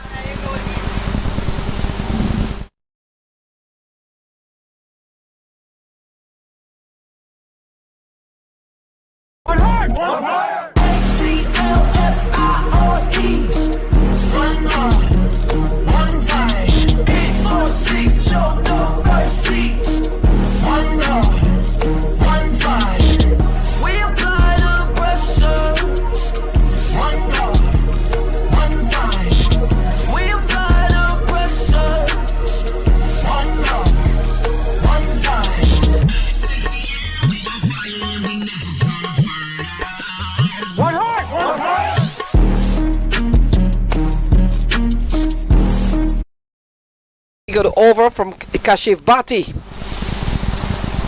Shah Faisal, Kashif Bhatti has bowled 3 overs, none for 14. He's been quite economical. Usman Khalid continues.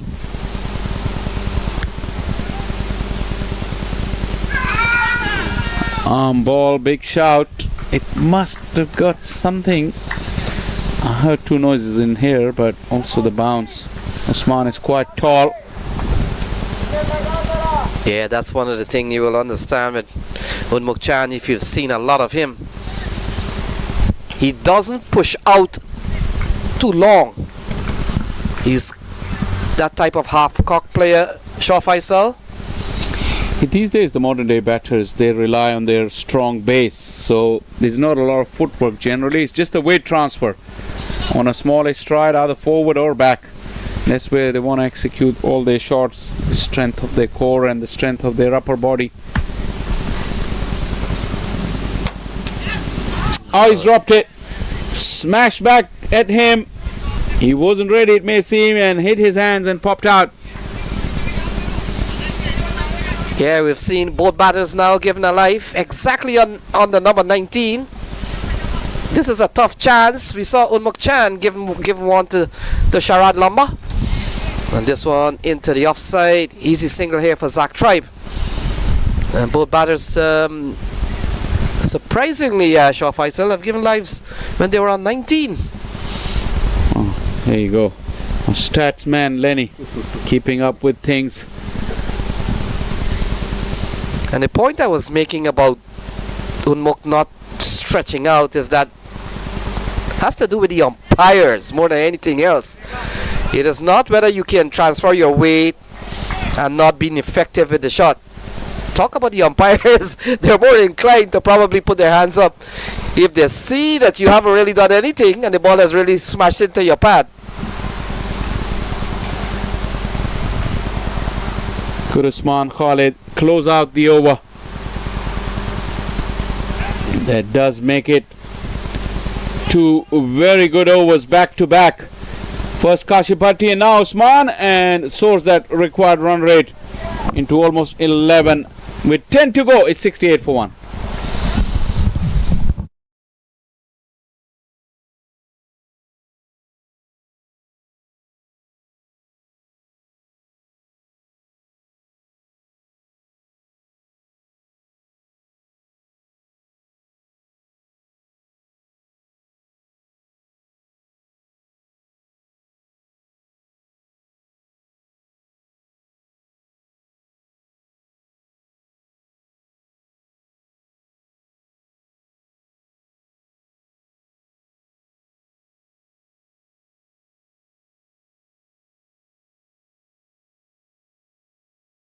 Hassan Mohsin has been given the ball, number 17.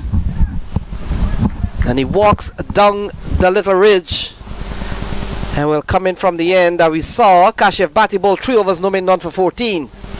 So he's been taken off at a time in which Raiders still, at this point, need 11 runs and over.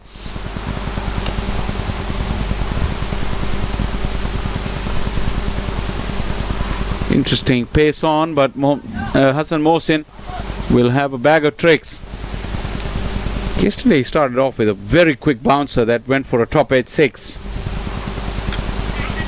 Today starts off with a slow delivery into the surface.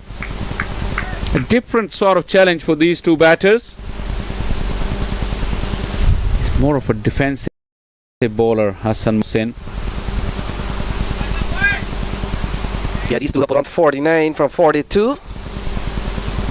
Zach Tribe and Unmuk Chan. So the 50th run comes in this partnership, and this is a good stand here by Unmuk Chan and Zach Tribe, Shah Faisal. Very good. They needed it. Partnerships were going to be the key. And into the second half of the innings, thanks to this partnership and not a lot of early wickets, they're still in the hunt despite that run rate going just up above 11 now.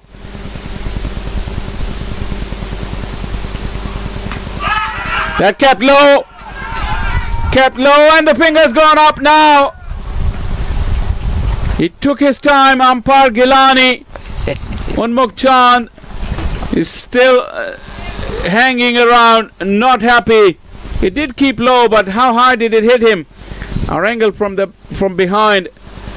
You'll have to have another look, but the big news is that Unmuk Chan has been dismissed. So Hassan Mohsin has broken that big 50-run partnership we talked about.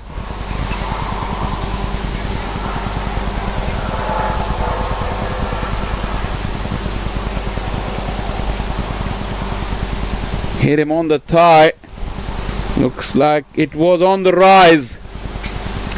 The little rub from Unmuk Chan. He thought he'd convince the umpire until he turned around and saw the finger belatedly come up. A very, very well played knock has come to an end from Unmuk Chan. He's gone for 41 and it's a 70 for 2. I don't like that.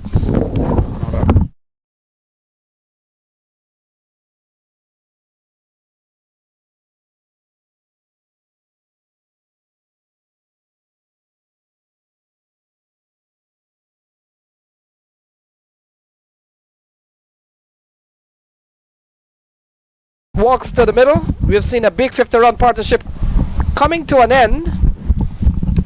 You jinxed them, Lenny. You jinxed them. You were raving about the partnership, counting it down to 50. And into the offside, Daniel Lam is on the way.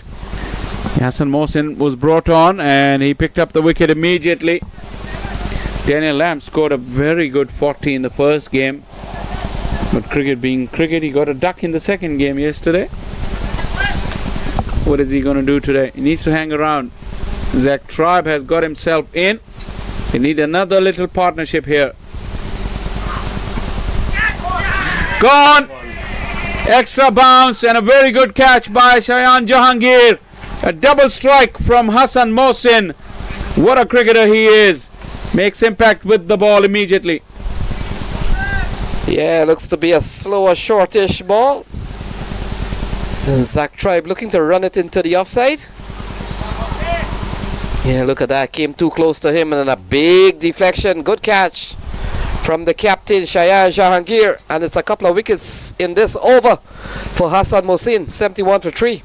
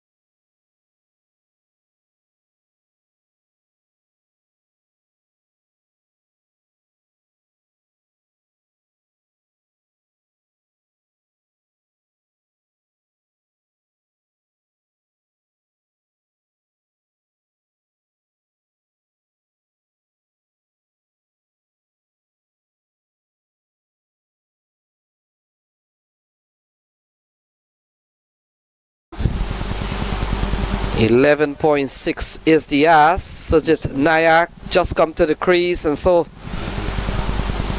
has Daniel Lam.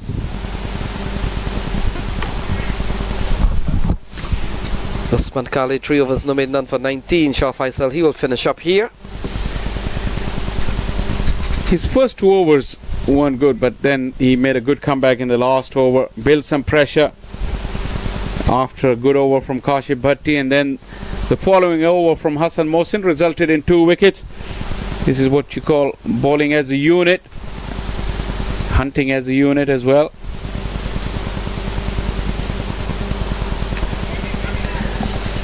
Big turn. New batters have really found it hard initially.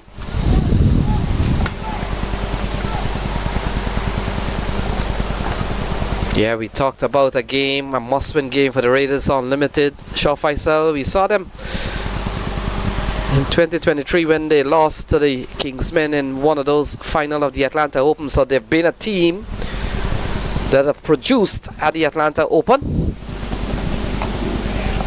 And this year they're under the pump to get that campaign off to a very good long run. They need 104 with asking 12 runs and over. Yeah, now the run rate has jumped to that 12 that we were talking about. From here on end, anything less than 2 a ball will increase it further. That will suggest to you the enormity of the task.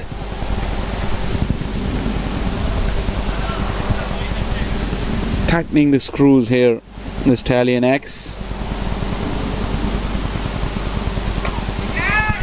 Switch hit into the offside, dropped, and Daniel Lam collects a run. Oh, he was looking to go a lot finer. Asif Mahmood lurking on that boundary. Came close, had to come and dive forward as that ball was dipping into the wind hit. So probably a misjudgment as well. And a chance went a-begging.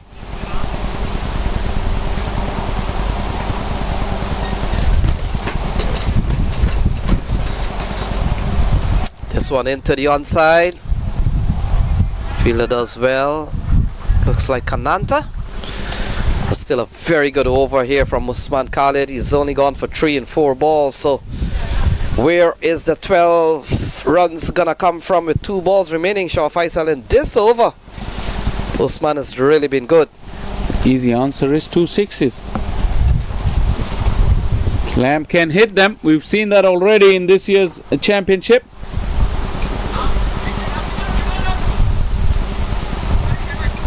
Plenty of afternoon evening traffic on Highway 411 in the background. Big truck goes by. A big hit needs to come. Yes, swing and a miss. Bowling has really been good from Usman Khalid. We talked about he will finish up here. 3.5 none for 22. So No he's wickets kept to show for, but he's put the pressure on. He's kept the run rate under the required when we came out at the start of the Raiders Unlimited innings, and that is to get about 9 and over. Not a big swing and a miss. Another good over comes to an end. 3 off this over. And after 12, 75 for a loss of 3. At 0.7.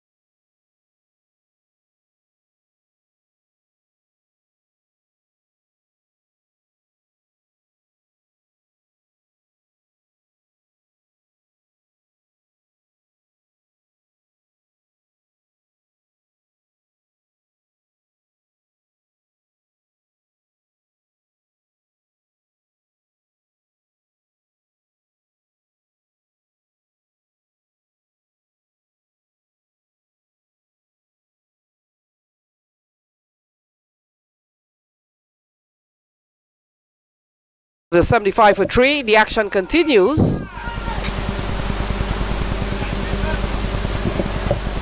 We've seen another bowling change. Sajid Nayak on strike. And that required rate has gone up to 13 runs and over now. Shah Faisal. Tajinder comes back into the attack and ball punched into the offside. Easy single. And Daniel Lam comes into strike. Probably he will like the off spinner more than the left armer. This really was swinging at thin air, Daniel Lam, in the previous over of Usman Khalid. Yeah, Daniel Lam. It's ironic that one of 3 favorite batsmen out of England when I followed English cricket back in the 80s, Shah Faisal. Oh, that's a big strike from Daniel Lam. Gone for 6. They needed that. That required run rate was climbing, and that 6 will bring it down. They need the big hits to keep coming, at least 1 boundary per over. Too close to the batter once again from Tajinder. He's been guilty of doing that in his second end now in this over. And he's been put away for plenty after giving only 4 in his first over. Yeah, big strike from Daniel Lam. They'll need a few more of those. And I was talking about some of my favorite English batsmen. Now that the name Daniel Lam has come, Alan Lam being one of them. Mike Gattin, Graham Gooch was the nemesis for West Indies on quite a few crucial occasions. Not to forget a World Cup game in 1987. We put away 14, I think, in the last over against Courtney Walsh, who suffered the same fate a couple of matches down the line at the hands of Abdul Qadir, and West Indies were eliminated, not making it to the semis for the first time. Yeah, you know your history pretty well. I mean yeah, we'll talk about that. 13 gone. It's 83 for 3. They need 13.4 to win.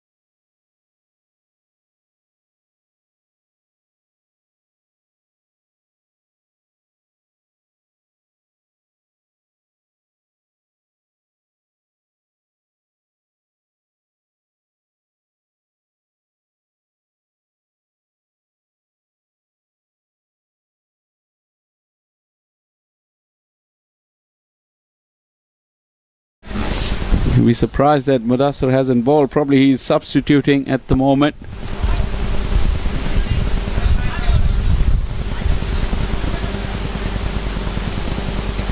Yeah, this is a powerful put together Stallions X team.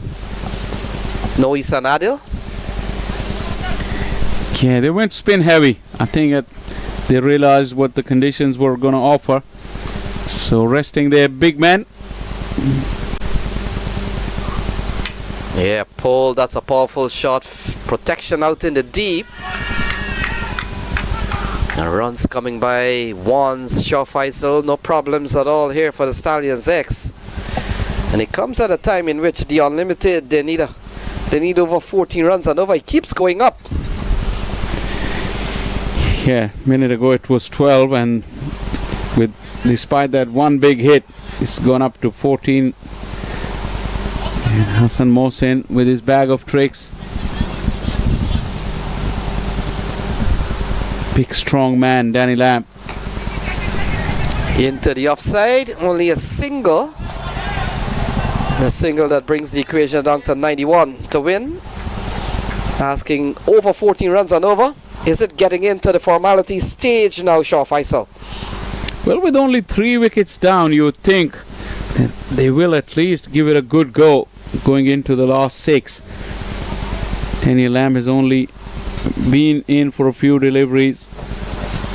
Sujit Naik has been there for quite a while, so if partnership were to go, Sujit would be the man who would initiate the assault.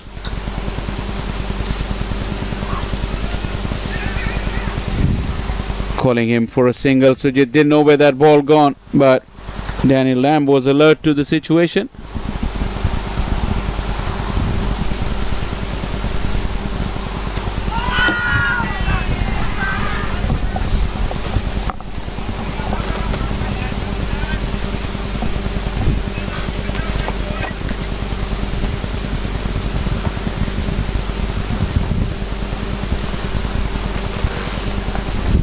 So 4 off this over from Hassan Mohsin. He's gone pretty well. He's picked up 2 in his previous.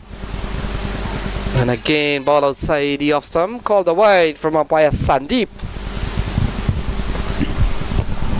And that one will have to be re-balled. 89 still to win. And that current required rate, Shaw Faisal, is going up towards 15.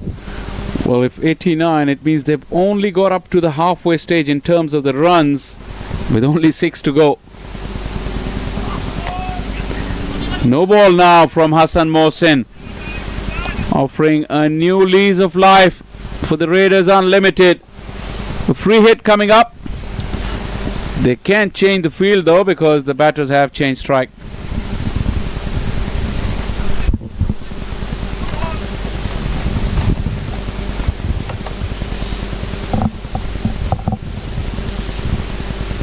So 90 for 3, free hit.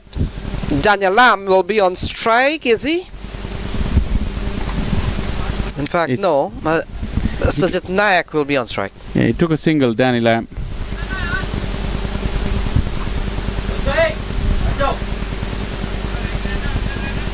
So free hit ball coming up. Time when the batters are looking to swing for the fences. The funniest thing, I'll tell you about a free hit ball, Shaw Faisal, in your junior game. Oh, smash. One of the biggest I have seen in 2 days of cricket here at the Atlanta Open. Wow, what a hit. Sujit Gowda needed to come into action. The free hit gave him that opportunity. Going out. Number 13 is going out. And how good he's gotten hold of that. It's going on to field 1. Stop what you're doing in field 1. Give us the ball back. 90 for 3. You're good. In fact, it will be 96 for 3 after 14 overs.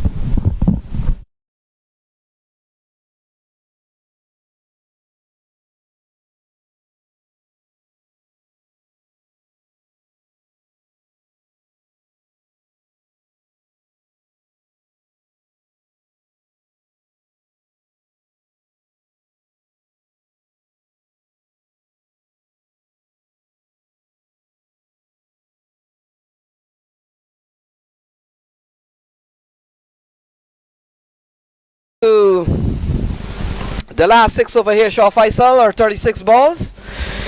And Tajinder Singh will finish up here. 3 overs, no min, none for 25. And you get the feeling with 81 to win, asking 13.5 runs and over. Danny Lamb and Sujit Nayak out in the middle. Oh, into the onside. Fielder comes in. Kananta. And he does well to get a little body onto the ball. Prevents the boundary. 2 runs to Danny Lamb. That's good outfielding. He attacked the ball, but then when he realized he can't catch it, he allowed it to bounce and let him hit it, putting the body on the line. Over the infield, not really, into the hands of Ghulam Mudassar. He puts it down and they go through for one. Yeah, definitely misjudged that. Ghulam Mudassar, in the end, he was reaching out over his head while still moving. Never an easy thing. Couldn't get himself established under the ball. It's all the time he looked half a yard away from the ball. So asking 13.7. Tomorrow will be the last league stage game for both of these teams. I'll tell you who they play. He cut away into the offside. Lovely shot, finds the gap. Isan Adil, is he? Yeah, he's on the field. Maybe as a substitute. Bashar Faisal, Stallions X, has a big showdown tomorrow with Seattle Thunderbolts. Yeah, that's a game. That's the game that will decide this group, I think, because Thunderbolts are in good position at the moment against Atlanta Fire. Yeah, slashing shot in the deep. Couple of good runs there from Danny Lamb. He's playing a good hand. Couple of lives for him along the way. Yes, so Thunderbolts with 2 victories have got Atlanta Fire down 54 for 3, chasing 143 in 7. So that is a tight contest right there, and if Atlanta Fire loses, it opens up completely. Has gone in the air. Looks like it's Jay Surya with a taped hand, was still able to get hold of the ball. And a wicket finally for Tajinder Singh, who's been relatively expensive considering the conditions, but he's come up with the wicket now, and Daniel Lamb's efforts has come to an end. Yeah, you can't fault Danny Lamb at a time in which run rate pushing up to 15. He's got to make a move. All risk into the hands, safe hands of Shehan Jayasuriya, and the 4th wicket goes down 1 or 2 for 4. But just coming back to the matchups tomorrow, we talked about Stallion X has a big showdown with the Seattle Thunderbolts, and tomorrow Raiders Unlimited will take on the Atlanta Force. And so that will complete the teams in their league stage. And then we'll wait and see who are the playoff teams. Shaw Faisal as Heath Richards comes to the middle. The Atlanta Fire also has a game left. Who are they going against? Because they've got 2 out of 2 right now in a battle, locked in at the moment with Seattle Thunderbolts, Raiders Unlimited and Atlanta Force. You would tell if Raiders lose this, as we watch the single from Heath Richards, they lose this in this Group A, both these teams will be eliminated practically, even mathematically. I think if they lose today, Atlanta Force also didn't look one of the strongest team of the tournament, so it will be a huge upset if they're able to turn some of these big guns over. 96 for 3 after 14.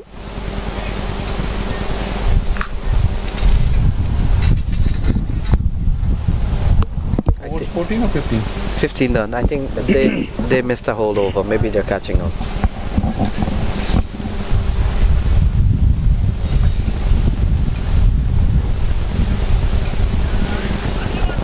Well, Lenny, an early question for you to put you on the spot. You're the adjudicator for the Man of the Match award in this game. A couple of contenders in your opinion so far? Yeah, we saw a 36 from Hassan Mohsin at the middle. Towards the back end, we saw Asif Mahmood, 29 off 12.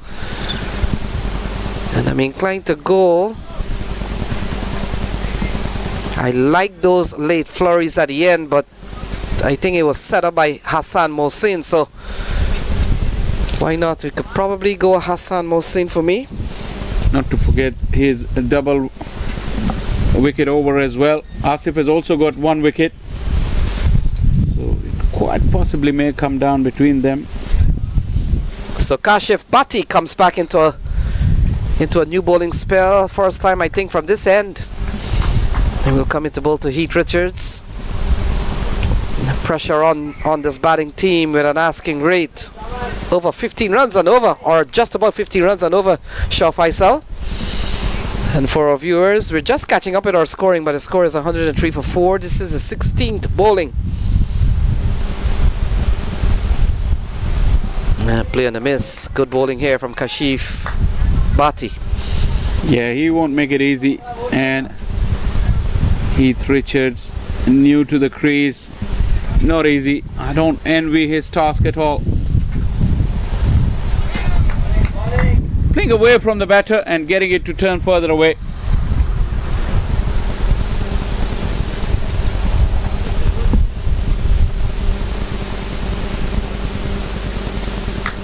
Yeah, not a good delivery.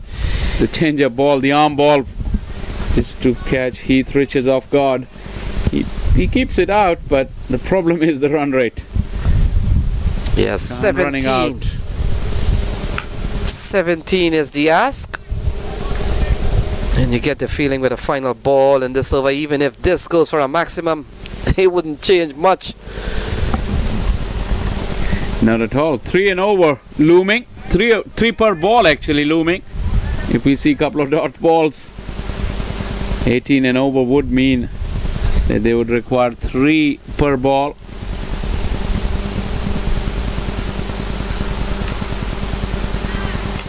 Yeah, big strike in the onside. Gone away for 4.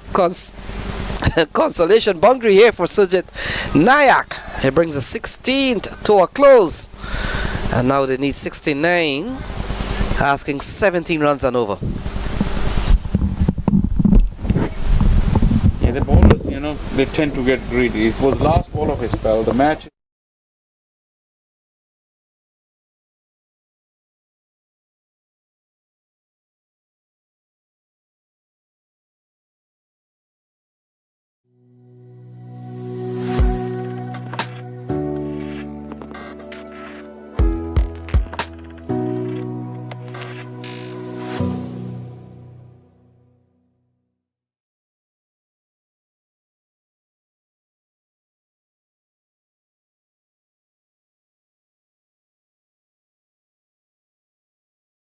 For 4.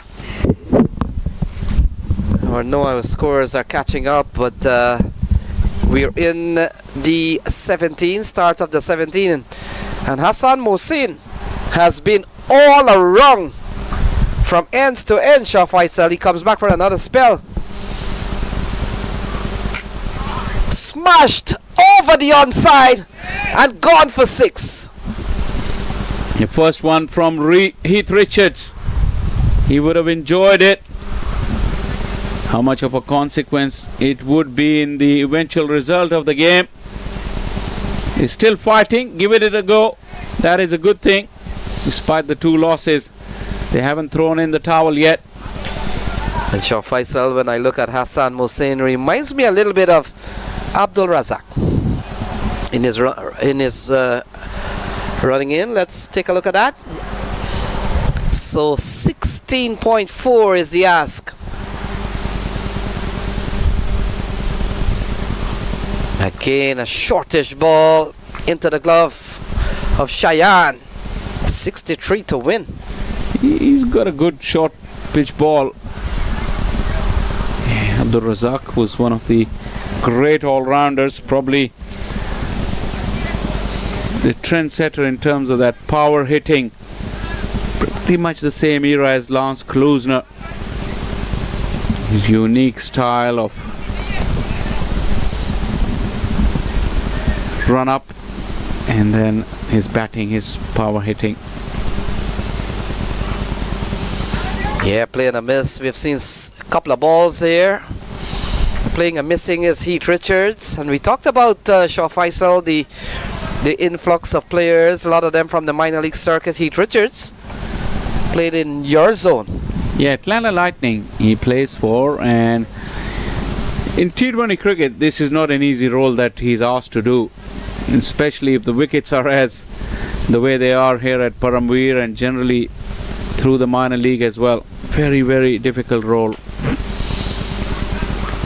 Yeah, we'll get runs here. In fact, we'll get 4 of them straight down the ground. It's always a safe place to play those shots, Shaw Faisal. Yeah, Hassan Mohsin proving expensive now. He came in mid-impact with the ball when the game was very much alive. But now last 2 overs, especially that free hit that went for 6, and now this over, a maximum to start off, and then a boundary, making it 10 off the over. Slightly taking the gloss off of his bowling figures.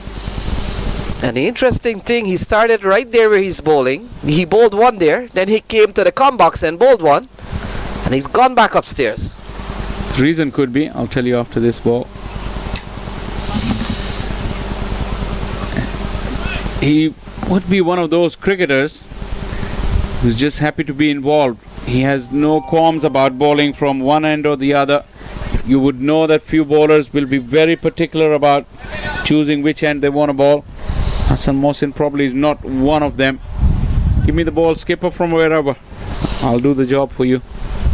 Yeah, that's one of the challenge of T20 cricket. As a bowler, you've got to be able to bowl anywhere with any kind of ball. How many times we've seen the captain throw the ball to someone who is not really using the new ball too many times, but welcome to 2025, and you've got to be so versatile that even as a spinner, you've got to bowl with a polished ball. Into the offside, 17 gone. And I think we have slipped into the formality stage. 19 needed per over. They need 57 to win. 120 for 4.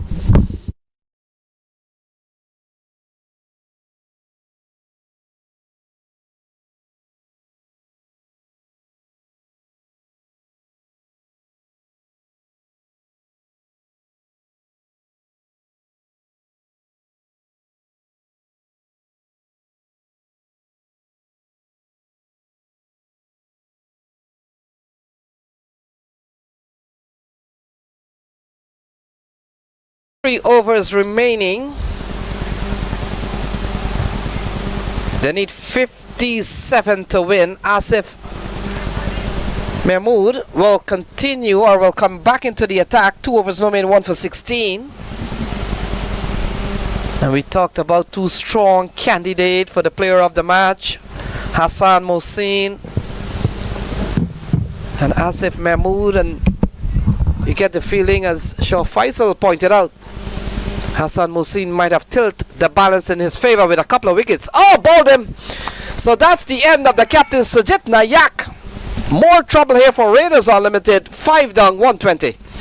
19 and over. He really didn't have any options. He tried Sujit Nayak, but Asif Mahmood, change of pace, straight into the stumps. That is what you want to bowl. Ball real straight, and now he's got his second wicket. 120 for 5 now. बैठ जाओ हमारी तस्वीर दिखाओ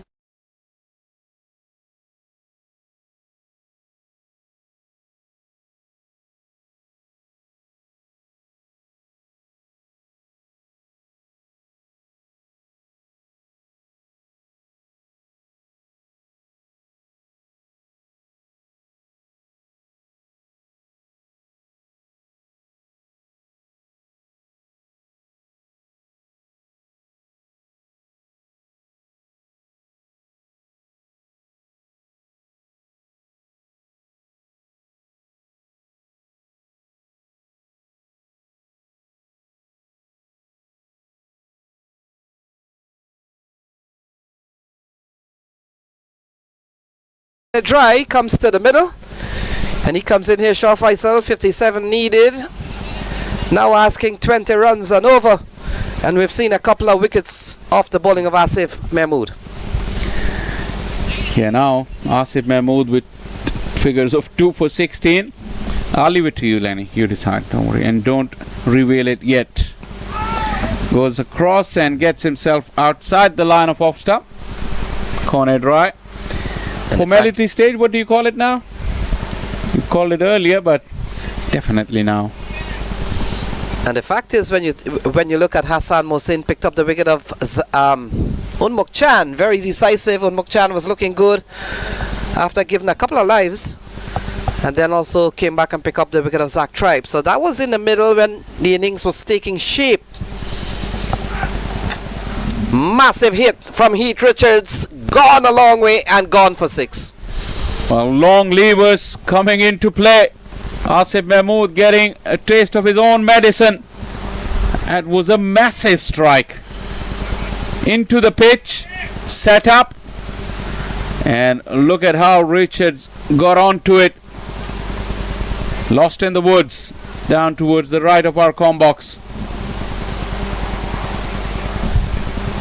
Yeah, we've seen a couple of players, a jersey reflects nothing close to their names, and that is because we made mention of some last minute changes for some of these teams. We saw Rohan worn by Stephen Wigg, and I'm still trying to figure out who is Rohan. It might have been Rohan Mustafa,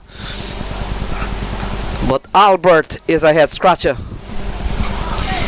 Yeah, there is multiple events going on at the same time, and there were, if you go by the social media promotions, some of the players that were promoted in other leagues are playing here, and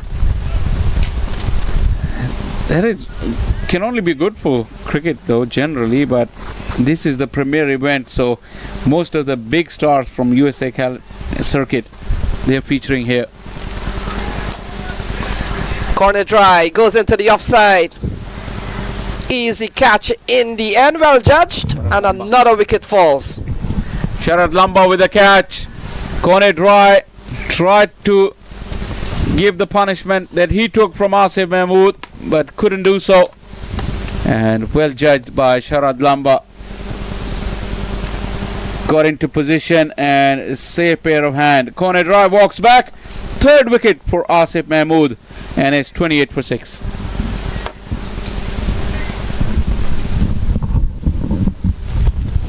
आपका Airbnb में कहीं रुके हुए हैं?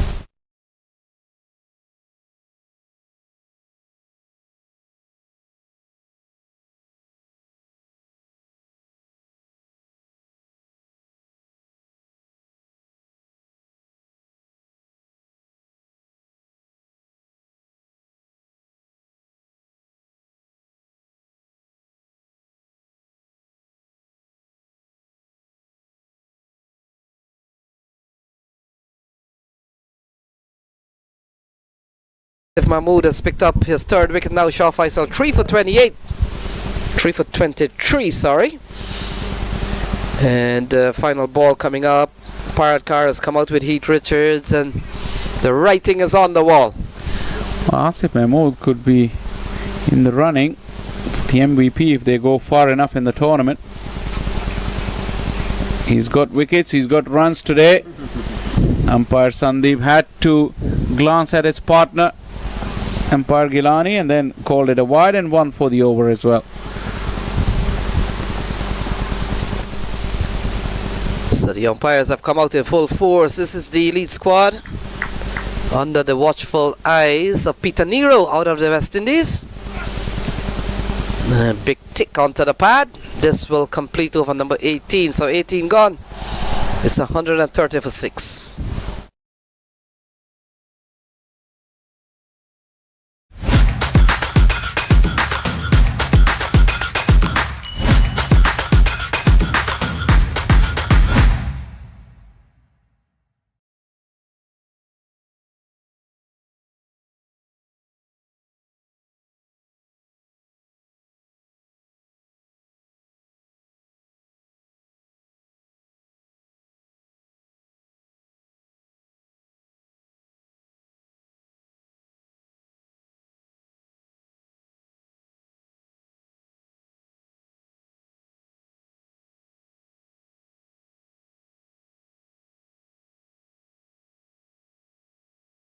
We'll finish up here. Oh, that match is finished. They're waiting on you again. So 2 for 29 off 3. He will finish up here. He's been given a long bowl by the captain Shayan Jahangir. And driven into the offside. Good looking shot from Abhishek Paratkar. Hands the strike over to Heath Richards. That should be fun. Heath Richards, now that the pressure is off, could just really compose himself and hit a few big ones. Always good for the batters, always good for their profile when the score sheets are up and you see yourself one of the top batter or the bowler in the match summary.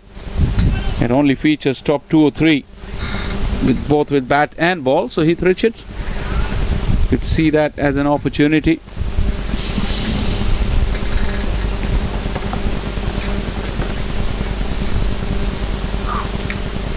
Yeah, inside edge. And let's look at who probably will make the top 3 batters. We saw Unmuk Chan played a good knock, 41. Heath Richards is on 21, the second highest, actually tied with Zach Tribe. So he'll probably make that summary. And he's still alive out in the middle, so he's had a chance to even improve that and go up to second.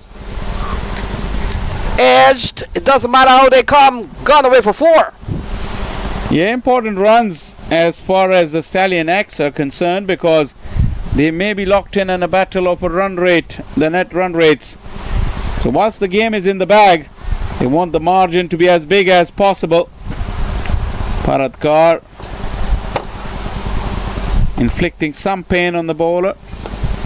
Hassan Mohsin has now gone for 34.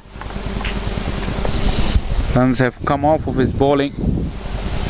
That free hit 6 of the last ball of his second over, and then the third over was expensive.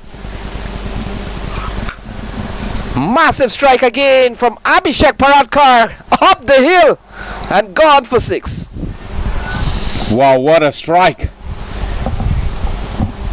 Paratkar just cleared his front leg. Hassan Mohsin is not express. When he gets into that slot, it becomes very hittable, and it landed on that hill. A long hit. Yeah, you talked about an over from Mohsin, went for 12. His second went for 13. His first was the most impressive. He picked up 2 and gave away 4. Other than that, he's gone for an average of 12. And this one is counting, still 2 more balls to go, Shaw Faisal. So he's gone for 12 in the remaining 3, and he's on his 4th.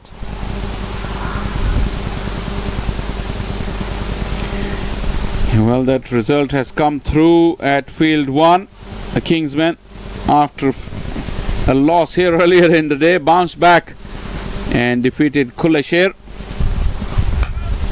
who incidentally become the first team to be eliminated. No ball, free hit will come, a boundary, and Raiders Unlimited really making sure they don't join Kulashir as the second team eliminated, because that will be their 3rd defeat if they suffer it. But they're fighting it right till the end. 8 deliveries to go, 29 needed, and a free hit to give them some more boost. Yeah, we see the bowling from Hassan Mohsin. Shaw Faisal, his first over, he picked up 2 for 4. And then after that, everything has gone higher for him. 1 over, gave away 12, 1 over, he gave away 13, and now this one has gone for 18. Still 2 balls remaining, including a free hit ball. Wow. A little bit of a panic setting in. Shayan Jahangir, who looked unflustered throughout. And you look at the requirements, you look at the formula remaining. Shaw Faisal 29 off 8 balls. They're just about there. You wonder, had they had a couple of bigger overs, especially when the likes of Kashif Bhatti was bowling, how things could have been. A leg by probably. Wait for the umpire signal. Kashif Bhatti bowled 4 overs, no made none for 19, and we saw Usman Khalid 4 over, no made none for 22. So they were good. Yeah, the left arm spinners, they did the job. That is why, even despite this late flurry, very comfortable the Stallion X, although they won't get much of a boost in terms of their net run rate, because Raiders Unlimited have gotten themselves pretty close. 1 shy of 150 with 1 ball to go. Over number 19. Heath Richards went fancy, made no contact. 1 to go, 149 for 6.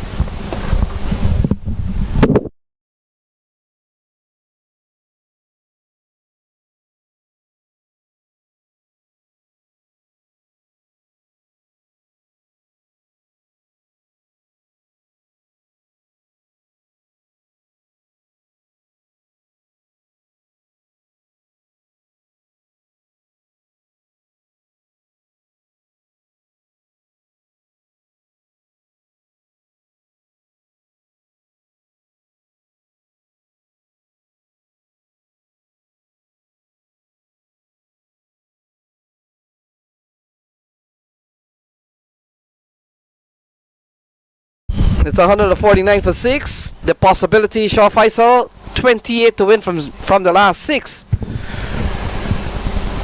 Well, I think Asif Mahmood will see it as an opportunity to add to his 3 wickets.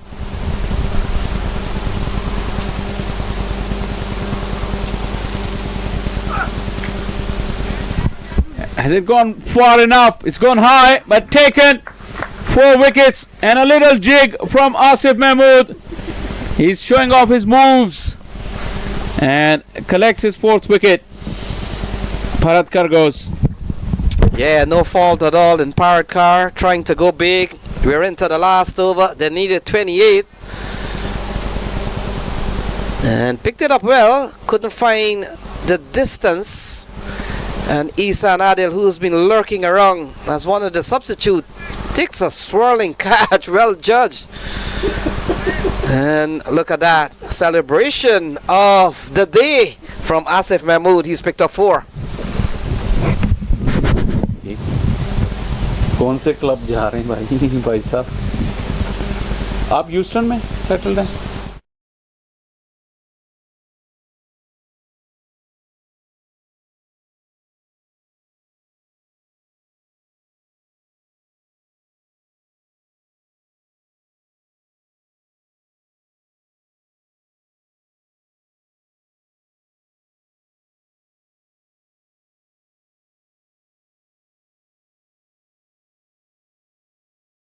Comes in the middle straight away. He gets off the mark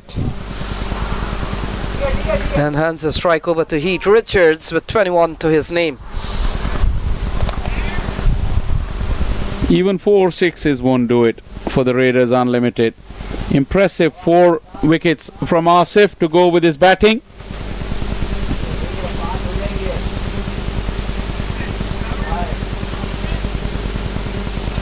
So Heath Richards, let's see what he's done. A couple of 6s for him, 1-4.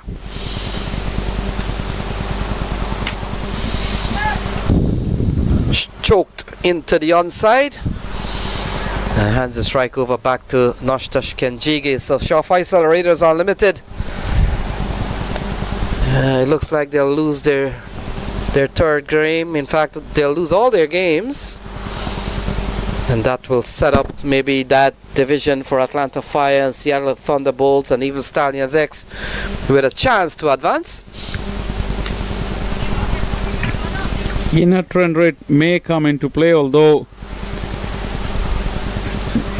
the Stallions X are still yet to play the Thunderbolts. That could come down to really be in a potential quarter-final. In that case, run rate probably won't come into play unless Atlanta Fire continue their winning streak. If they lose, then it may become a 3-way tie for that qualification for 2 spots. So a couple of balls remaining. Heath Richards. Oh, that's a lovely shot. Ghulam Adasar runs around and this game comes down to a single ball remaining. 24 needed.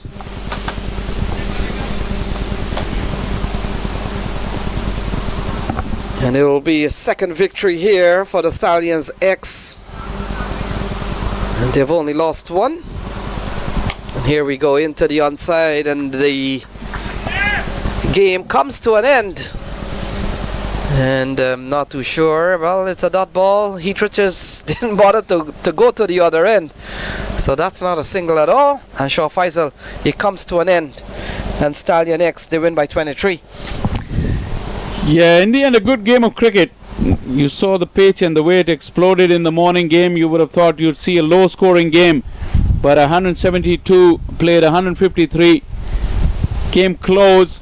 And Raiders Unlimited would look back and see they conceded a bit, way too many in the last couple of overs, thanks to that blitz from Asif, but also with their batting effort, few quiet moments, and they could have come even closer, probably could have even beaten Stallions X, who will be buoyed after that victory because they come undone against Atlanta Fire in the morning game.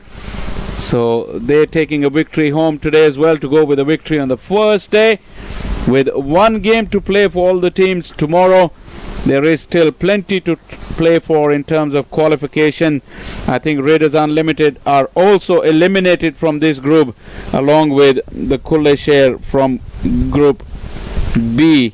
So it's still quite possible between the three teams as stumps have been drawn. Let's have a look at the batting chart, because that innings that started knowing that it would be a very, very difficult task on Mukchand. It's him, because I did the earlier game.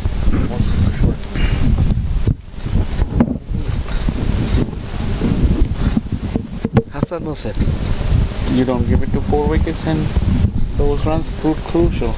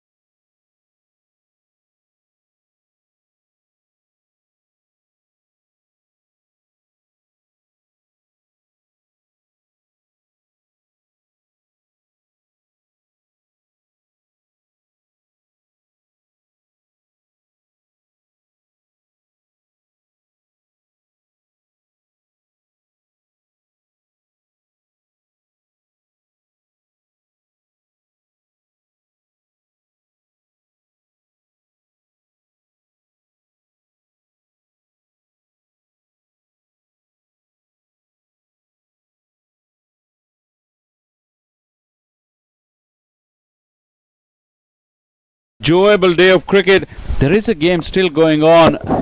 That is Atlanta Fire are still in action against the Thunderbolts. So do tune in to that. It's just about time to say goodbye from here on Field 5. It was, like I said, an enjoyable day of cricket. I hope you enjoyed our broadcast. Sports 360, the production, and plenty of good work from them, and we look forward to your company for tomorrow, the final day of the group stages. 2 more games will be coming from Field 5 and Field 1 respectively, to go with other games on the outside fields. Thank you very much for your company, and we hope to have you tomorrow. Until then, it's goodbye from Field 5 of Paramveer Sports Complex.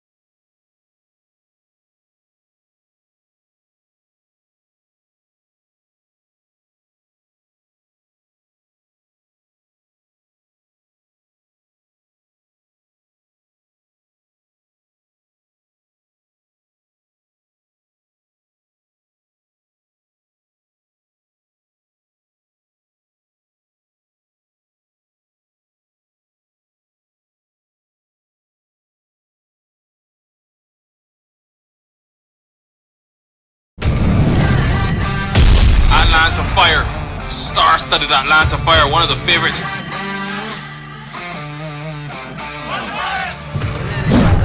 Man, and deep, and that one is smack.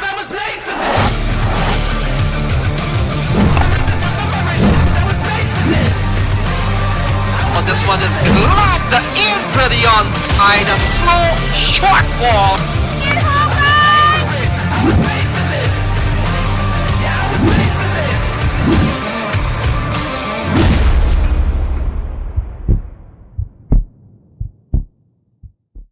The annual Atlanta Open T20 tournament returns October 7th to 12th in Atlanta, Georgia. Presented by Atlanta Fire Cricket and Tarik Real Estate, 12 teams packed with the best domestic and international T20 talent will be on show. Catch live action on the MLC Network, Willow Cricket and T Sports.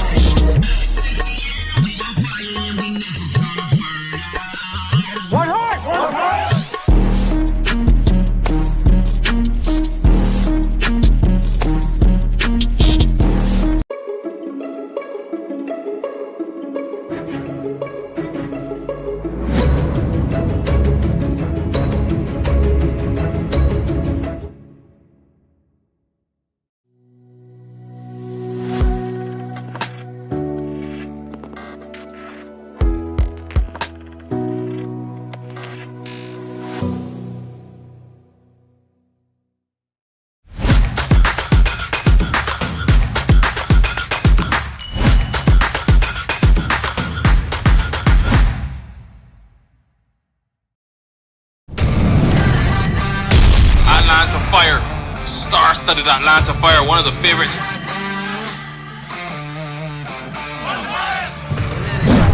Man, and deep, and that one is smack.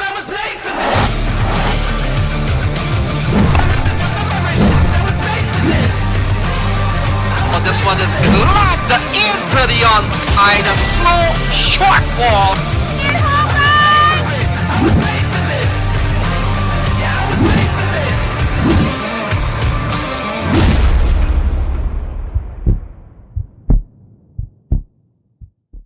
The annual Atlanta Open T20 tournament returns October 7th to 12th in Atlanta, Georgia. Presented by Atlanta Fire Cricket and Tarik Real Estate, 12 teams packed with the best domestic and international T20 talent will be on show. Catch live action on the MLC Network, Willow Cricket and T Sports.